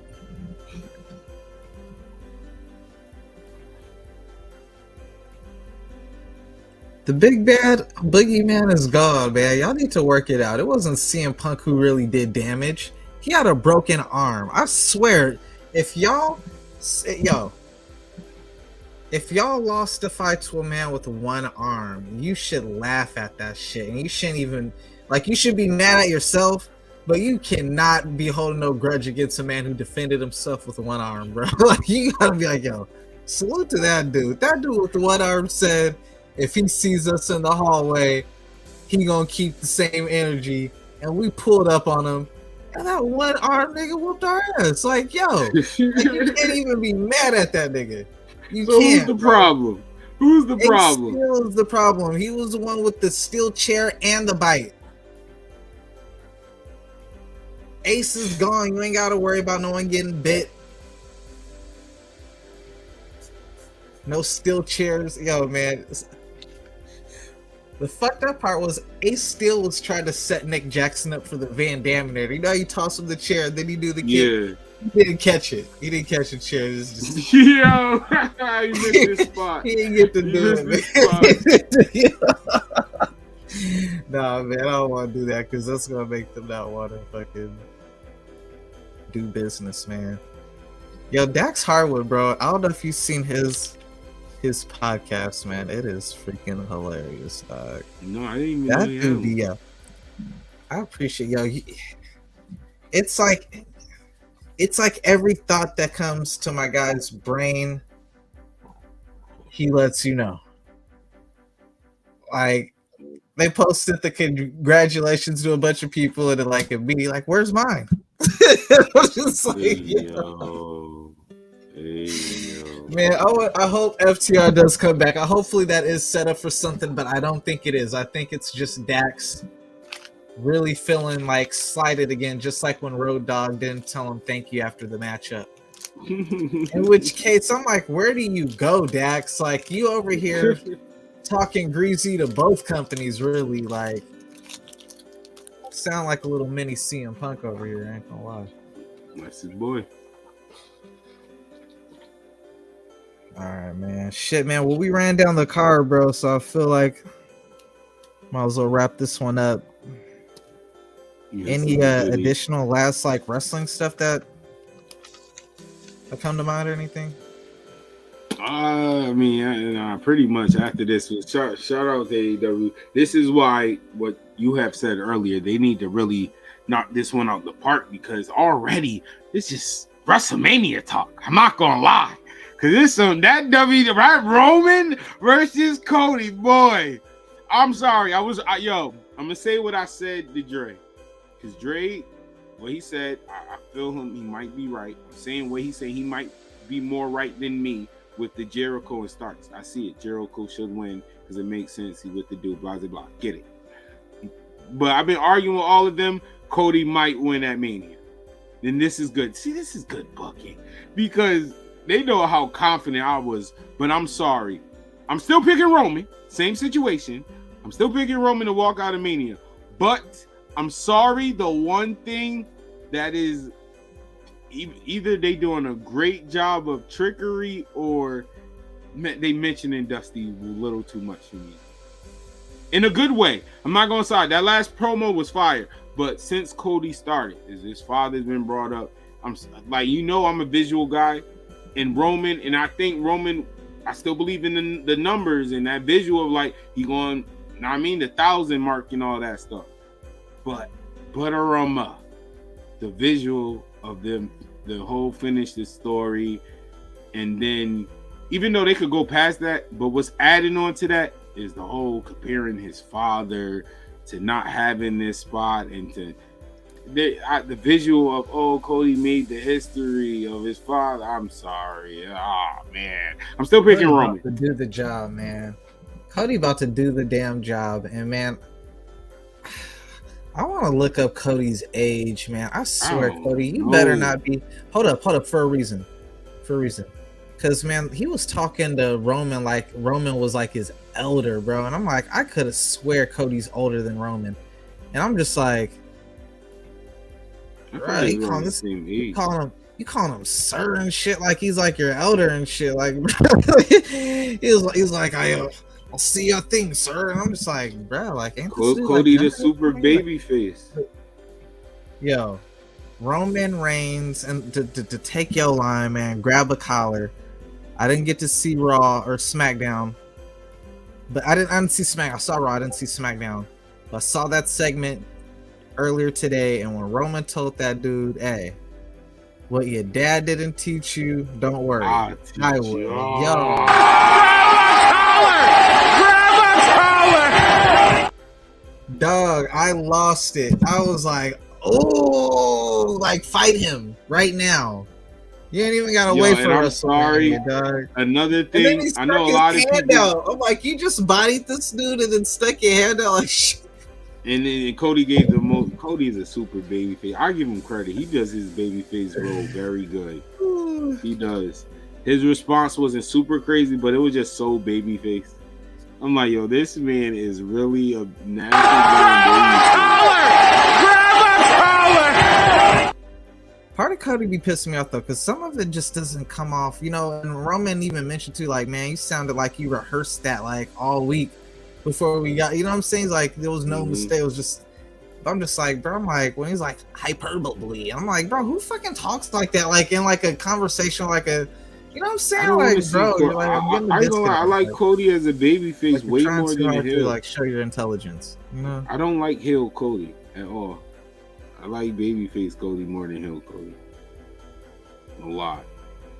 And I was never a fan of Cody trying to be a heel. I didn't like it. With the mask, I liked back in the day. I didn't even like it in New Japan. I was hyped for Cody return. Like, I was hyped for him back then. But the whole like looking as a wrestling, you're trying to take over the boat. He's just a natural born baby face. He really is. He really is the perfect baby face. Like, he reminds me every time of an old school baby face. Like, you do the baby face role. Like, you play it perfect. We want Jade. We want Jade. No, we definitely want Jade. Jade should definitely Jade should definitely be on this card. Like, I'm not gonna lie. It's actually being punished for like a tweet or something too. Because I remember like tweeting out recently, like they dropping the ball big time.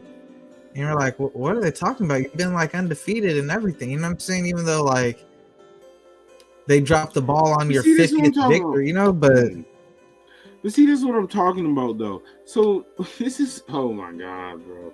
Like the confusion of what you said, and not just saying you, but that's the example of what's happening. Isn't she supposed to tweet something like that? She's a heel. I don't get it. That's what I'm saying. This is why I don't interact with wrestling. I know everybody's saying you get on Twitter. I get it, but I can't. Because they're so confused. Like, it's confusing when you're on social media. When sometimes you're on social media acting like your persona, and then now 5 minutes later, like, what? They need to make two different profiles. Like, I really feel that way. Like, every wrestler, you have. I'm sorry, I know it's a lot, but this is part of your job. That's like somebody, and no, it's not doing a lot. I can back that up, because that's like, for example, somebody having a business where they can't really, they can't do certain shit because they're representing the company. They most times have another page that's hidden, and then the other page is to everybody, public, where, I show my family, this is for the company, this and that. No, never mind. Tony Khan, you dropped the ball. No. Hold up. Booker of the year. Booker of the year, Tony. You dropped the ball on Jon Moxley's 100th victory. That's a milestone. First person to get 100 victories in AEW, and it comes against Evil Uno. It couldn't be like this Texas death match. You couldn't save his 100th victory for the Texas death match on a pay-per-view that mattered against the name opponent. And it's the same thing with Jade Cargill. She got to 50 against Velvet Sky, who she's beat, or not Velvet. No, what's her name? Velvet Sky, right? No, Velvet Red Cake. Velvet. Red Velvet. Red Velvet. Yo, you gotta relax, yo. I You cannot gotta remember. relax. There goes, yo. You just got rid of 3 people that would never be on this show. Remember. You just took care of 3 people that would never pull up. Thank you. I cannot remember. Thank you. Are always welcome on the show. Cat said But- Velvet Cake. Oh my gosh, what is wrong with you? But she already beat her on her record, on her road to 50. Numerous times. She beat her like 2 times prior in singles matchups and in a tag match.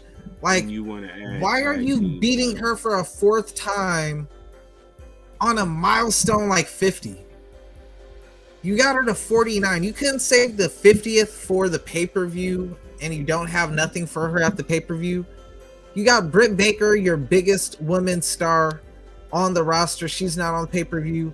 Your 2 biggest, Jade and Britt Baker. The 2 women you did the best job with out of everybody. As bad as you've done for the women, you did a great job for those 2. You don't put them against each other at the pay-per-view. I was looking over some little WrestleZone real quick, and it says Britt Baker just made a statement talking about you're not going to steamroll through all of us, Jade Cargill. You talking shit. Why isn't this matchup on the pay-per-view? I ain't gonna hold you. That would be those been my 2 favorites since day matchup. one. It would have been one of the biggest matchups on the whole freaking card. What are we doing? I never thought of them fighting now. That would have helped this card a lot. Big time. Remove Samoa. Yo, that's crazy. Jade would have came out looking like Storm and shit. And then, Britt Baker with the glint. Yo, that would... Nah, you got to say that for All Out. That's money. That's money. Like you said, like legit, when we talk about AEW building stars, your 2 biggest stars to me that y'all built from the ground up, like from literally the ground up, is DMD and Jade. Like, there are legit AEW built superstars. Both of them. What is Britt Baker's background besides AEW? I don't know. I didn't know she had one, to tell you the truth. I feel bad for the AEW women's locker room, bro, because damn, Tony Nese made the fucking pay-per-view and y'all ain't goddamn. You gotta relax. They took the Revolution matchup off initially because there wasn't all these matchups at first. And so they took it off the pay-per-view because they didn't want to have too many matchups on the pay-per-view. Storyline Wrestling, my fault. Oh man, my fault. Storyline Wrestling. Shout out to Storyline Wrestling. I want to hear him in the conversation. My fault, boy. You keep talking. Damn. Trinity 5-2 is now talking bookings. Her first appearance will be at WrestleCon. The Tay Valkyrie. I was just about to say Storyline Wrestling. If AEW could get Jordan Grace. If she's gonna win, what do you call it? Like if the title stays with Jamie Hayter, I would like to see her against Valkyrie, like you mentioned, or Jordan Grace, or Deonna Purrazzo. Like those are like the best like female women outside of WWE that you could match her with. You know what I'm saying? Mm-hmm. I feel like if you go with Saraya, then shout out to Storyline Wrestling, man. My fault. Better story. Just and then why nobody talked about that? Y'all don't. Never mind. That's reaching. I was gonna bring up Trinity in AEW, but I don't know, man. If I'm her, go back to WWE. Say you're sorry and go back. I'm not even gonna lie to you. Go back. They're in a good space for you right now. A lot of women seeing this pay-per-view is not going to do favors for Tony Khan going forward with signing women talent. Because women be very vocal on, just not being, getting enough. We've seen it with Ronda Rousey just recently talking about, like, I'm not liking that. You know what I'm saying? How women aren't getting enough time, even though they get a lot more time on WWE than AEW. So to see a 4-hour show with only one woman matchup on it, which is gonna crazy. Trina Part 2 versus Athena, that is fire. That's fire. Bray Wyatt. No, I'm not gonna lie to you. Bray Wyatt should stay where he at. Bray Wyatt. The only thing I will say he was. I will say Retired. this. Oh wow, whoa! All right, I will say this storyline wrestling overall. I agree with you because Bray Wyatt does tell good storyline. His matches. I ain't gonna lie. The chat did. They kind of convinced me his matches is but his storylines is crazy. Yeah, he's been looking real bad. I ain't gonna lie, but his storylines. That's why I say I agree he could go to AEW because his creative mind, low key AEW needs. Because I think he gets it without being so. Bray Wyatt and Matt Hardy, if he had the broken gimmick, still would have been fire. I ain't gonna lie, that would have been fire. Yo, yeah, it was over too. That was over. I remember that little run. Storyline wrestling, I like that one. Bray and Malachi. That's crazy. That'd be crazy. Damn, Tony. Not damn, Tony. Look better than you, Tony. Observer, y'all really gotta stop, yo, man. They are drinking the Dave Meltzer's like Jim Jones to the Observer Patreons, because man, the way y'all voted for exactly the things, it was like y'all share one brain with Dave Meltzer, bruh. I get it, that's his publication, so a lot of the information, maybe y'all don't watch wrestling, like y'all pretend to be experts and then y'all really don't watch it and you just follow the Observer, because literally, like, that whole award looked like Dave Meltzer did it himself. No, absolutely, I agree. Tony didn't miss out with Bray Wyatt, bro. Bray Wyatt is fucking... Yo, okay, you gotta relax. He is not that bad. His creative mindset is up there. I'm sorry. Bray's that guy. His matches. So many times I could watch the Firehouse Funfly shit. You know what I'm saying? Like at some point you gotta wrestle. You about to wrestle Bobby. It's funny, yeah. Brock said, not me. Brock said, how Brock is just savage. How bad Bray Wyatt is. Brock Lesnar said, I'd rather wrestle Omos. Fuck. Till this day. Damn. Omos. Yeah, I ain't gonna hold you. That's crazy. Why you turn down Gunther though? Brock didn't want no 5-star match of the year candidate. Brock wanted to do his 5-minute. Go home, right? Facts. You gotta wrestle Gunther. You know, you can't just you gotta wrestle Gunther. I really wish it was Brock versus Gunther though, especially with Brock saying that he's retiring after this Mania. There's been talk this is gonna be his final matchup. Omos for your final matchup. This is going to be his final Omos matchup? for your final matchup, Brock? Really? That's not real. You're going to go out with fucking Omos of all people for your final match? That's not And how the hell is Omos the person who keeps making WrestleMania, bruh? Like, why are we hating on Omos? For the last 3 years, Omos has made WrestleMania. Like, Finn Balor didn't make WrestleMania last year. Damian Priest might not make WrestleMania this year. Fucking AJ Styles might not make WrestleMania this year. This motherfucker almost been on WrestleMania the last 3 years. Nakamura ain't make WrestleMania like 2 out of the last 3 years, like, but Omos did. Like, bro, what are we doing? This man is going. What are we doing?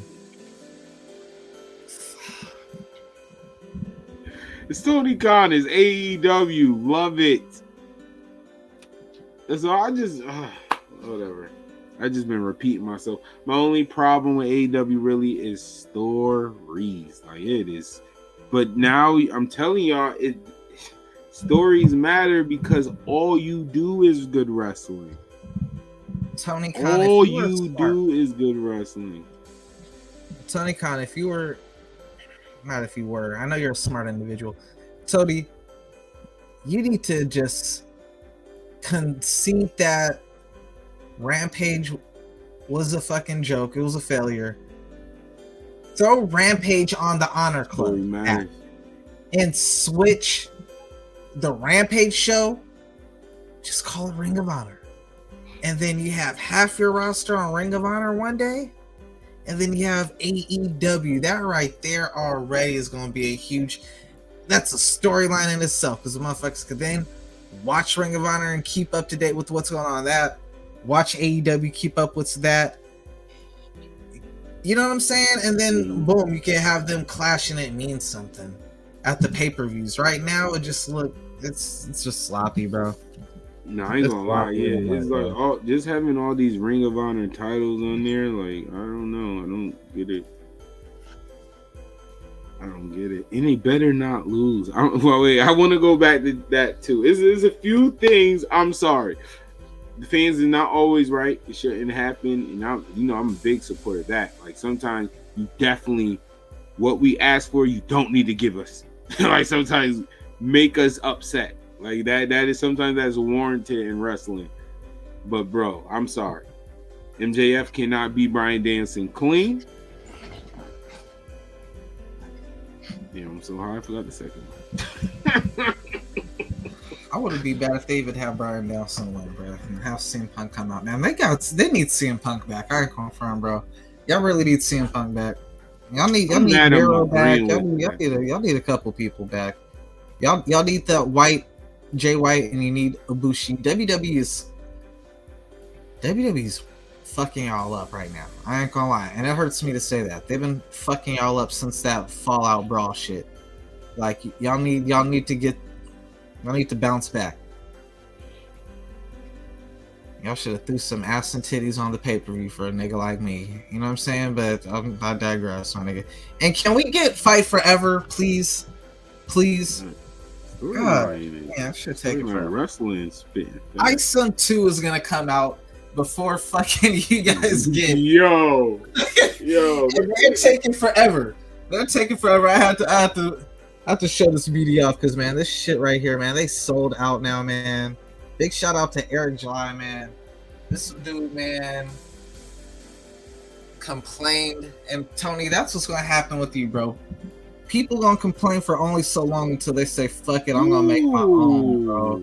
Like, Tony, I don't agree with that storyline wrestling. Ooh, I'm not gonna lie to you. I completely don't agree with that. I've been saying that for a while. Yeah, I can't. They know me. Same energy, Frost. I've been saying that for a while. Jay White is a WWE guy. He is literally Randy Orton. If you take away the profanity, that man is Viper. Is that Viper? He is Legend Killer Slice Viper era. Oh my God! Like, nah. Storyline wrestling. I'm gonna tell you, I disagree with you as well, and I'll tell you why also, because Jay White, man, they need Jay White, and they don't need him, but they don't need him. They don't need him, but he would definitely be a valuable asset for the Good Brothers. You just brought back the Good Brothers. They were doing their thing with them on AJ, but as soon as AJ got injured, they said, "Yo, man, like, you don't appeal without AJ." But if you could get Jay White, then I could get them back. And that could start a whole Jay White and AJ. Let's get it. That's a booking. He's an excellent talker. Right there. He's an excellent talker. His style more actually fits. No. His style too actually more fits WWE than. I don't want to interrupt you, because hold on. Go back to what you said. Jay White can join the Good Brothers. Like, I'm sorry, I missed it. Grab him.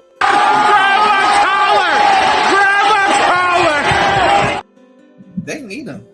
I mean, Carl Anderson and Luke Gallows do. You know, I mean, he's valuable wherever he goes, because AEW could they could use a strong heel, a strong signee, just some new blood, you know. Cody and Jay White story, what? It's been a minute. I'm all in. I'm sorry, one of the people. I hope Jay White goes to WWE. I'm sorry, AEW, but I hope.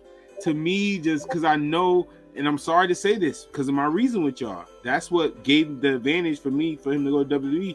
The stories, to see Jay White in great rivalries. Jay White is one of those ones that's not in the major promotions in America, and he's not a spot monkey. He's not. His style isn't a Kenny Omega, Will Ospreay, Young Bucks He PWG. can slow it down like Randy Orton. It's more manipulated. Randy Orton.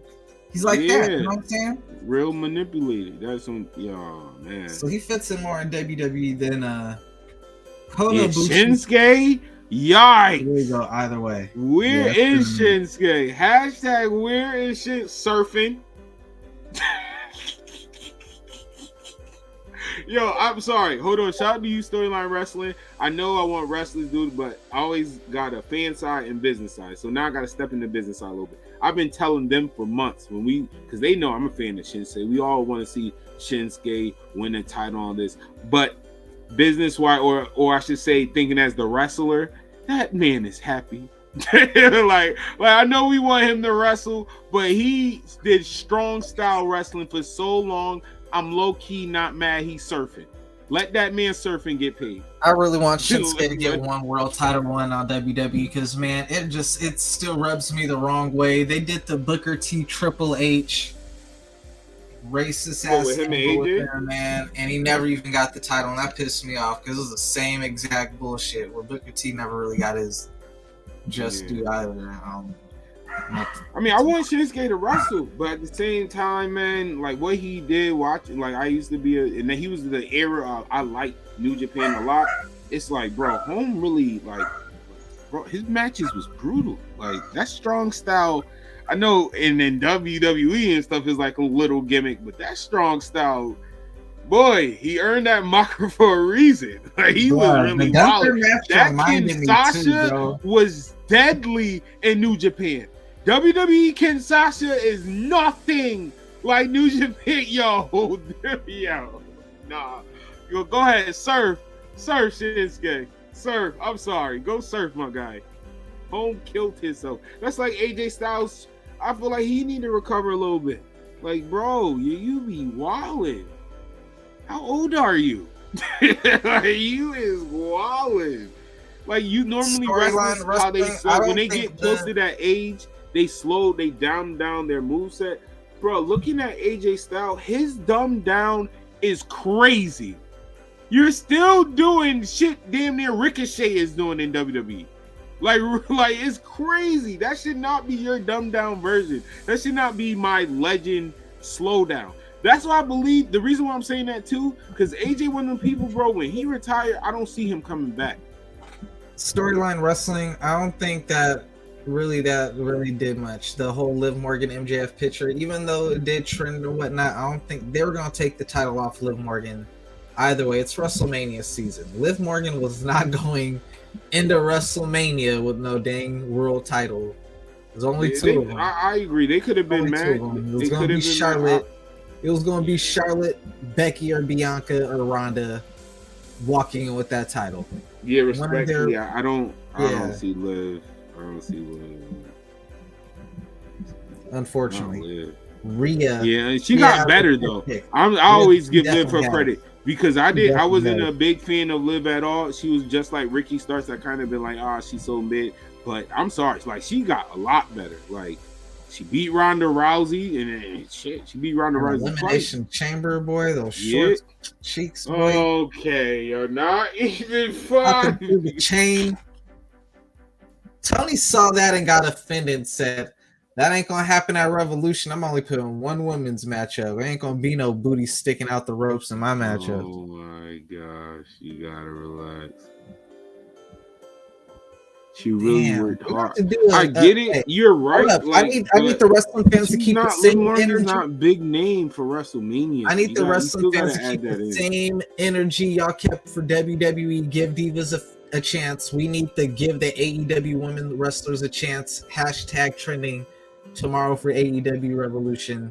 This is disgusting. One woman, 10% of the card, 10 matchups, 10% women. I just don't know how Jade or Britt Baker down the card. That's just confusing me. I'm not gonna lie. That's like literally, like Britt Baker don't have a title and she's still a star. I'm not mad at the Britt more than the Jade because Britt. There's going to be Tony at ringside, so at least she could be at ringside. She could turn on Jamie. A whole bunch of things she could do. That's right. She's at ringside. You're right. But Jade, though, like, Your best. I'm not going. That's a bar. Your That's best a bar. champion? I think Liv Seriously? Morgan would fit in AEW. I agree. I actually agree with that a lot. I'm not gonna hold you. I think she really would fit. They need more women. Still talking about adding tag team titles, and Jade Cargill got people beating people 3 times in her record. Like, what are we doing here? What are you talking about? Velvet Sky. Damn it, that's not a name. Yo, what's her name? What was the name you said? Sky Blue. Yo, she is never going to be a guest on this show. Red Velvet. Listen, Red Velvet. All right. Red Velvet, not Velvet Cake. Right. Not Velvet Sky. That's the other Velvet women Cake wrestler. is red also, though. That's why there's... All right. Red Velvet This and guy. Sky... No, I'm thinking of the wrong person. Kiera Hogan, Sky Blue. Make them your AEW Women's Tag Team Champions, and then put them up against Anna Jay and Ty Conti. Yo, can you please?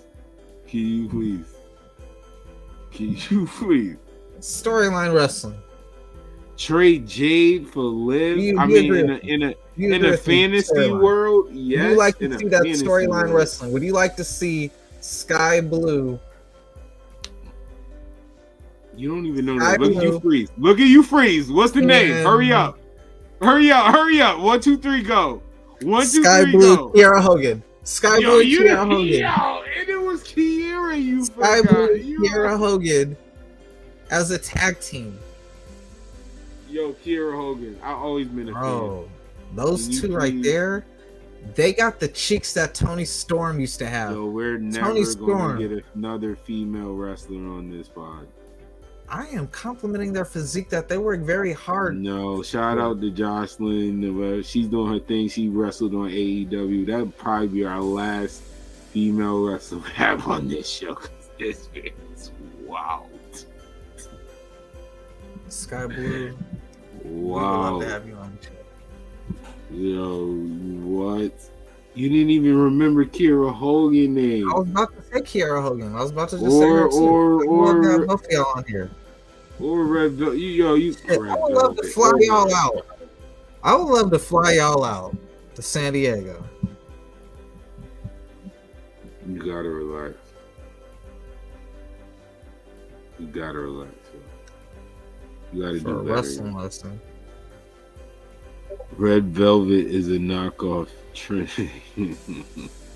Red Velvet is hilarious, bro. She has been on so many Botchamania clips. It's freaking hilarious. Ridiculous, bro. She be hurting herself more than her opponents do, dog. Her suicide dives. Suicide dives. Yo, I'm about to write a list. I mean, that's gonna be a new pod thing. Wrestlers that's never gonna appear on this show. Keith Lee. Man, Keith Lee. God damn, dog. What have they done to you? Yeah, what was the point of the gray hair thing? Is that really what he wanted to do? Why you got him coming out with that cape now and shit, dog? Looking like a wish list Black Adam and shit, bruh. Yeah, wasn't he complaining about he didn't like the bear cat? Like, what is going on? What is going on? Like, low key, I'm mad he didn't fight through the Bearcat gimmick. You would have fought through the Bearcat gimmick. You would have been Keith Lee. Yo, and I don't like this, bro. I don't like this episode. I ain't gonna lie. I don't like this episode, yo. Keith Lee. If you watch past episodes, I swear to y'all, I show love to AEW. One of my favorites is over there, Adam Cole. One of the people I think is literally the best definition of a professional wrestler, Bryan Danielson. And I'm sorry. I can't fight no more. All right. If you go to past episodes, I've been fighting. I've been telling these dudes to relax. No, believe in AEW. We all believe it. They're gonna do it. We need the alternative brand. But boy, what is going on? Literally, Dre is right. After that, I even fought that. But no, I was wrong. I can admit when I was wrong. Y'all say I know, I do. I do. Think about after that fall brawl, I'm mad you called it that, but after that fall brawl, what the heck, bro? Like, it was the wrestlers that fought, not the writers. What is going on? It's gonna be hard for me to see the Elite beating House of Black. Just visually, it just does not even look possible. No, crazy. I'm not going. That's what I'm saying. It looks visually really off-putting. And Dre, what but you're they saying, all lost to Darby Allin, though. Like that's like the little, you know. That's why what you're saying is why I feel like an old wrestler, like an old wrestling fan. Like I feel like the old guy in the business now. Kenny Omega gotta some go of that stuff don't matter. Like I'm saying, Brian did, but they can do it. That one I'm gonna let pass because if MJF cheating all that makes sense to me. That makes sense. But like oh my gosh, bro, AEW, I don't like Malachi Black. Their whole lights out, lights on. The way they fight is more controlling. The level they're rising in, and it's like the Elite gonna win. I mean, I know Kenny Omega's that guy. I know it still sound crazy out loud. I'm not even gonna lie to you. Currently, like where they at, the energy, it feels like I don't know. You didn't finish. You had an incomplete sentence. You said Kenny's that guy, but you didn't complete the sentence. Kenny's that guy that gets 30 to 40 minutes for his matchup, while everybody else got 15 to 20 minutes. And so in that time period, you're thinking, damn, Kenny Omega's the best wrestler because you just watched him get twice as long to work with than everybody else did. So I would hope that you have that impression of him. You know what I'm saying? No, that's a fact. But nah, I was hating on you, Kenny. I'm sorry, bro. Kenny is boring. That nigga is boring. I watched like 7 minutes of his interview with Renee, and I had to turn that shit off. This motherfucker start talking about his cats and shit. You tell me I need right. Well, we can add Kenny Omega to that. You a millionaire, my nigga. I'm broke right now. My car, I can't even drive right now, my nigga. Like I got an excuse at least. We're adding Kenny Omega to that list. All right. Like I need a clip for that list. That got to be a list. I need a name for that list. Like motherfucker, get out of here. Almost, y'all send me an inbox link. I won't say so. I don't know if it's considered what should be the title of wrestlers that will not appear on Oh We Wrasslin? Give women a chance. Give the AEW women a chance. I agree. We want women wrestling. Obviously, we have two different reasons, but I agree though. Sasha Banks is my favorite wrestler. She don't got ass or titties. Why are we talking about that? I'm just saying. It ain't just sex appeal that you know what I'm saying. That I support women wrestling. I like the wrestling that they do too. They've come a very long way, bro. Fact. I used to only watch for Raw panties and the gravy matchups. I don't even slander that because boy, the struggle. We seen the fight. We was actually outside. He was actually outside for the fight. And Trish Stratus wasn't one of them. You know what I'm saying? But that's why I can't slander it or joke around. I mean, I can always joke around with it, but I back off a little bit because we was outside from the fight. Like we was outside from them just rolling around in gravy, man. We seeing women main event WrestleMania. That is crazy. Yo, I ain't gonna lie though, bro. Why they do Io and Dakota Kai like that, bruh? For weak ass Lita. Boy, yeah, we getting another topic right now. Lita, now that there are real women wrestlers, Lita, that moonsault you do don't hit like it used to. And then no, Drake, this is what made it even worse. This is what I'm talking about, wrestling side and fan side, the fan side in me. Lita did beat Io, knowing damn well Io moonsault is so fire. To lose to that Lita salt. Sloppy ass moons, yeah. Yo, we have always gave Io credit. Like she's the only girl. Her moonsaults don't make sense. Like, how do you make a moonsault look that impactful all the time? Like all the time. Like her moonsault, like she does a simple move. And literally, it looks like a finisher to me. Lita looked like she just hit a regular move. Like we be playing WWE 2K, like, oh, she better not lose to that elbow drop. And they win. That's what it felt like. God Like, damn. what? They took the titles off a team that got over good chemistry to set up for a trash ass match, because you know it's going to be, and Shayna Baszler is one of the very best, but it's going to be Shayna doing her best to fucking carry Ronda's trash ass and Lita's trash ass. I'm sorry. You got Becky Lynch up in there too. I never felt Ronda was trash to me. I'm gonna be real with you. Like in ring rise, she has never did nothing bad to me. I never got why people thought I never got that. Just like that's why another thing I want to highlight. Well, later on, I ain't gonna lie. I might do an Oh We Wrasslin just talking all my because Dominic, I was always on his side. Once again, he was another person I never got why people just hated him. I feel like he did good when he started off with Brock and stuff. My only problem was Dominic was literally his father, which added on to the story with me. Because I didn't like Dominic because he was literally piggybacking that. I'm sorry, that bothered me. Like that's your father. like he could walk too. Like nothing wrong with his legs. He's not injured. You're literally piggybacking your father to the ring. That's the only problem I had with Dominic. And it's on previous episodes. I'm gonna have to go clip crazy because I don't get it. Always benefiting Dominic. Now look at Dominic. He is a great heel for his role. He's creating that whole. He's literally doing his version of when Eddie was with China, and I think it's fire because you're not copying Eddie, but you're bringing that heel like type of sense of humor. Because remember, Eddie started doing that more like funny type heel shit when he was with China. The whole Mamacita thing started. Bro, this Keith Lee shit is breaking my heart. Turn my mic up. That's what it's gonna be called. Oh We Wrasslin, turn my mic up. This Keith Lee shit is breaking my heart. First that white attire where he looked like he was going to church, and then the black attire that he looked like Black Adam. It's just like, what are we doing to my guy, man? Keith Lee, get out. It felt like that movie Get Out. Get out, Keith Lee. Yo, yeah, you thought the grass was greener. I hate to say that, but Keith Lee, you're one of the victims of that, bro.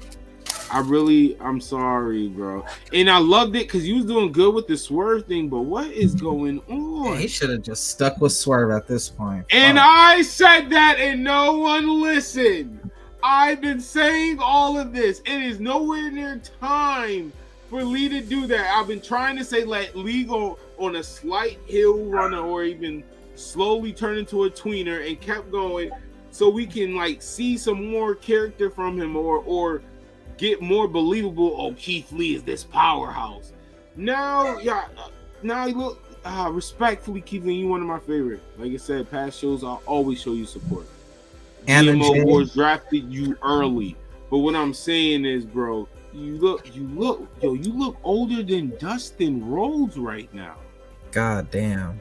Don't do that. Like visually, I'm lying. I wish I had a picture. That picture when they're raising their arm after the match in the camera, like on the hard cameras, bro. I swear, visually, I make it stress. That Austin Theory Maya Yim picture got my man vexed. He don't know what's going on. And you got Xavier Woods back at that motherfucking roster, bro. You know how Xavier give it up. Oh, that is a nasty. It's a nasty locker. Grab a collar! Yo, speaking of Xavier Woods, Malachi should be super worried, bro. Because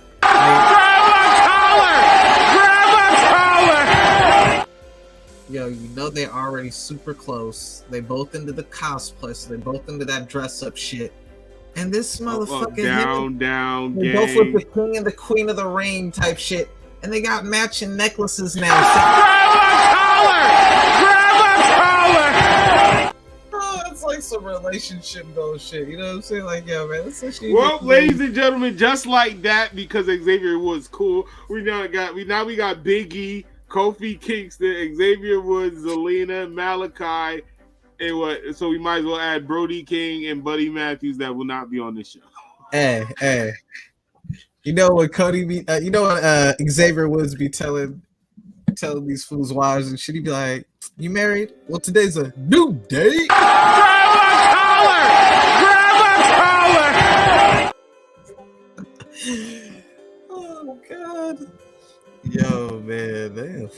wow. Oh my god, yo, AEW.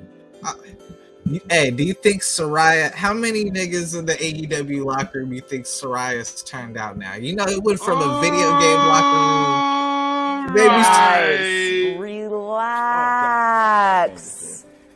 RELAX, relax. We don't want to put too much on wax before they go up against the line. Soraya redirected niggas to her OnlyFans and Pornhub links and shit. We're not, the whole women roster on WWE is definitely not coming on here. Yeah, definitely. We got a chance with a couple of AEW wrestlers, but WWE, that's out.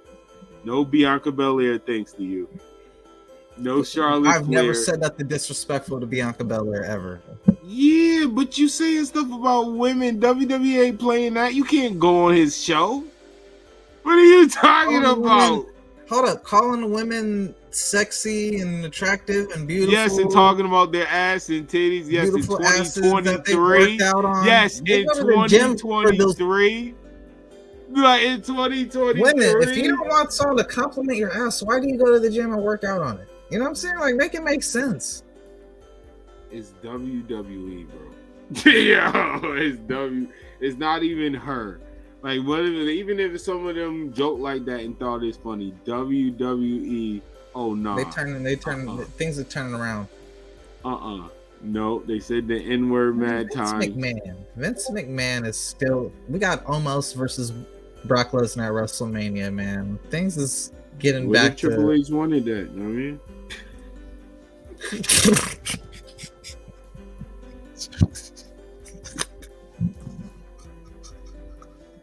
Yo, I couldn't even look into the camera. And now we wrap it up.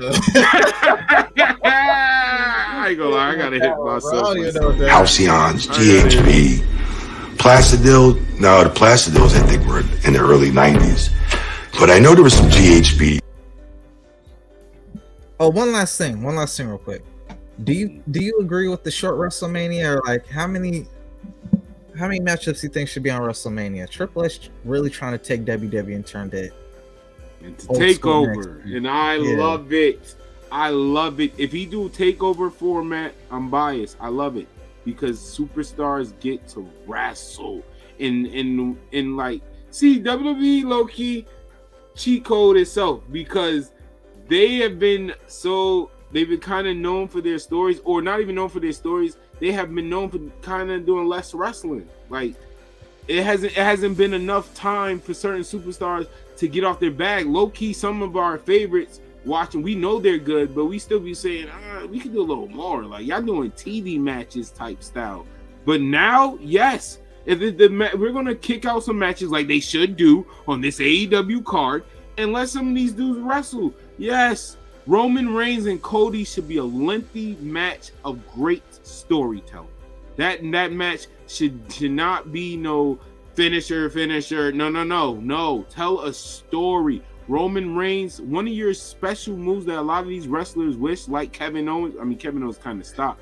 Is talking during the matches. Like you got to cheat code for that. I'm typically for that, but man, with WrestleMania, the ticket price is going to be so much higher that I feel like you could do longer matchups, but you think you're gonna do 5 matches though? I don't think it's gonna be 5 people are paying for it. Can we at least get 7 matchups? I think it's definitely gonna be 7. I'm 7 or like 7.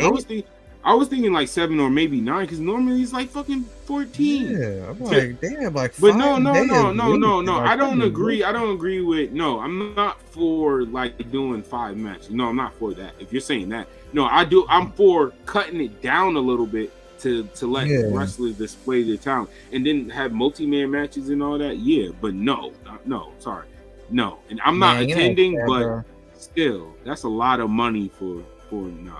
Sorry. You know what's sad, man? Johnny Gargano in WWE's been sad. We need Tommaso Ciampa to return ASAP. Put them in DIY so he could fucking so they can do that because man, Johnny's been pretty flat. I want them to. I always say I wanted them to be the ones to beat the Usos. Bro, we almost got the WWE 2K23, bro. We were like 10 days away, literally.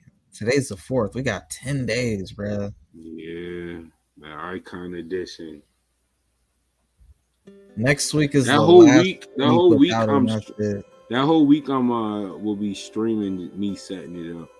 They're dropping news from the 7th through the 10th. The 9th, I already sent you. The 9th is the one I'm ready for. That's the one I'm looking out for. Bring the back 9th. promo, dog. Please bring back promo for real. And I hope that they update the creation suite so you can have more than. What did you see? What you mean? Oh, more slots? Oh, Yeah. I thought you meant like actual like more creations. I was about to say, did no, you see like the image? Even did you if see the test? The same, huh?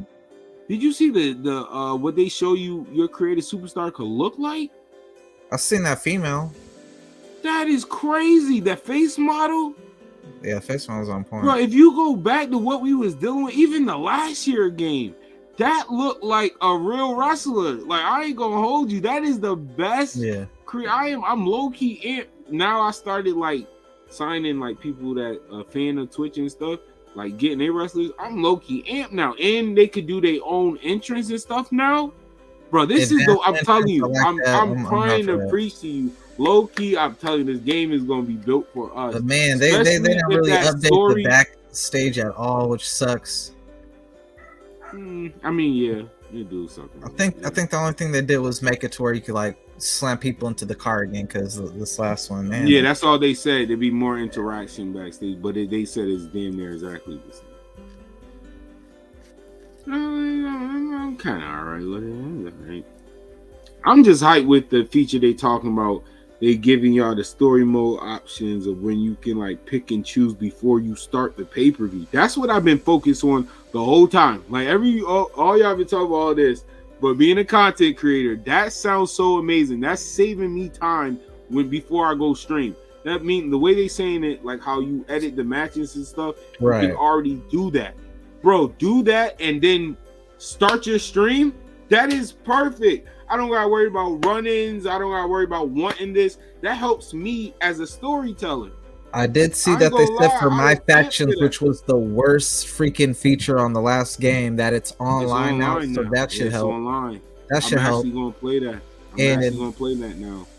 My GM, if it's supposed to be, they're supposed to make it to where you can link up with other people. So if we're able to do that online, that will be fire, dog. No, I heard it's not online though. Oh no. No, but I told you that it's a way to do that. All you have to do is share play. Yeah, we're gonna. It's not that difficult, but they're not doing that online. They've been announced that. But if you both got PlayStation, it's not that hard to play that game. You really just do share play, and the person has the controller. It's gonna be hard to get both of the same. You know what I'm saying, for the draft or whatnot. But yo, man, I do gotta get going because I am hungry. All right, bro. You wanna do your shout outs? Yes, sir. Y'all make sure to follow me over on the Whole Effing Show, Facebook, YouTube, and Twitch. Twitch.tv/The Whole Effing Show, YouTube.com/@The Whole Effing Show. Facebook, you just gotta search for The Whole Effing Show. I don't know, like I don't got like a clean URL for that. So those three right there. All right, shout out to y'all. You already know how it goes. Spark up that dank. Tell me what you think in the comment section below. You know how it goes. Like, follow, share, subscribe, tell a friend to tell a friend, and forever.